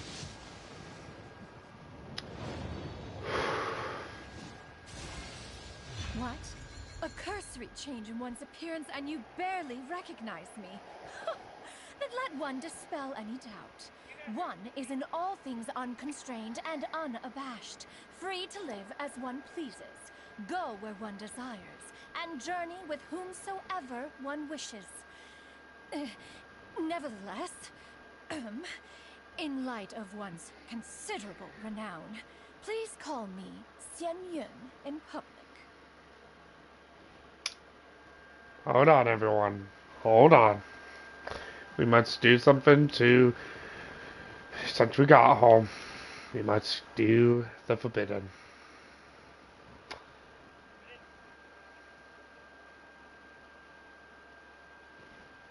You understand? Do you understand? It's just a habit nowadays of mine to do. Hello, Clouditano. We have Clouditano. I have no idea how to feel. Yep. Oh well. What are we gonna give home?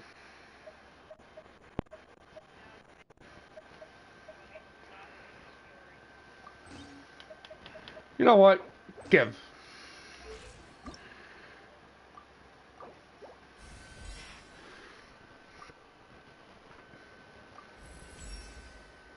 Given that one spends so much time indoors, it is rather nice to perform a little exercise once in a while. Wait, did she just call herself fat? It's beyond me.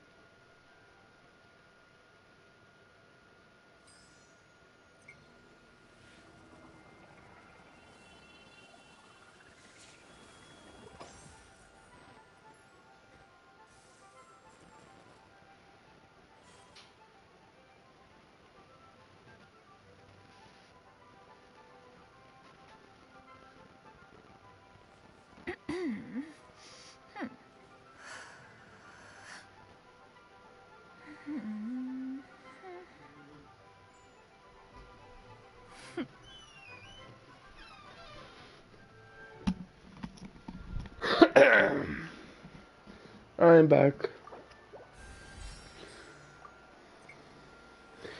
And that's as far as we can get home. Some of these adeptal arts one has not employed in many years. Inevitably, one is a little unpracticed.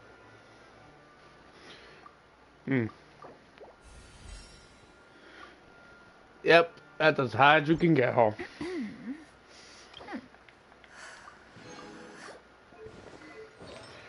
Do I have any songs of day pass for her? Oh!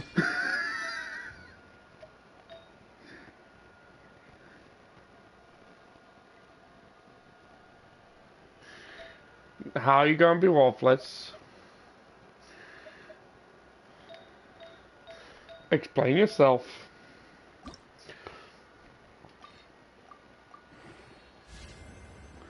Oh god. What does... Oh.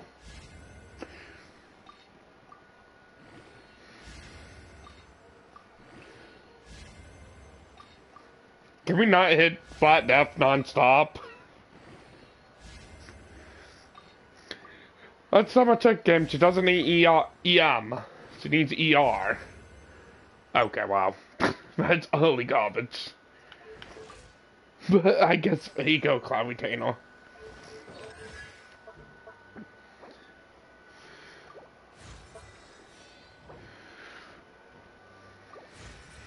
Okay. Let's mess around with Cloud Retainer. Leaves. Damn. Yeah! Skyward! Scatter!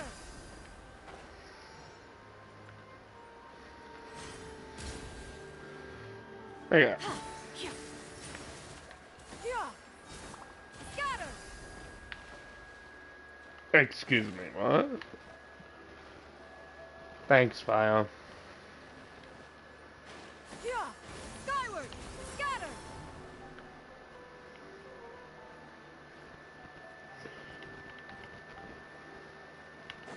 Yeah! Skyward! Scatter!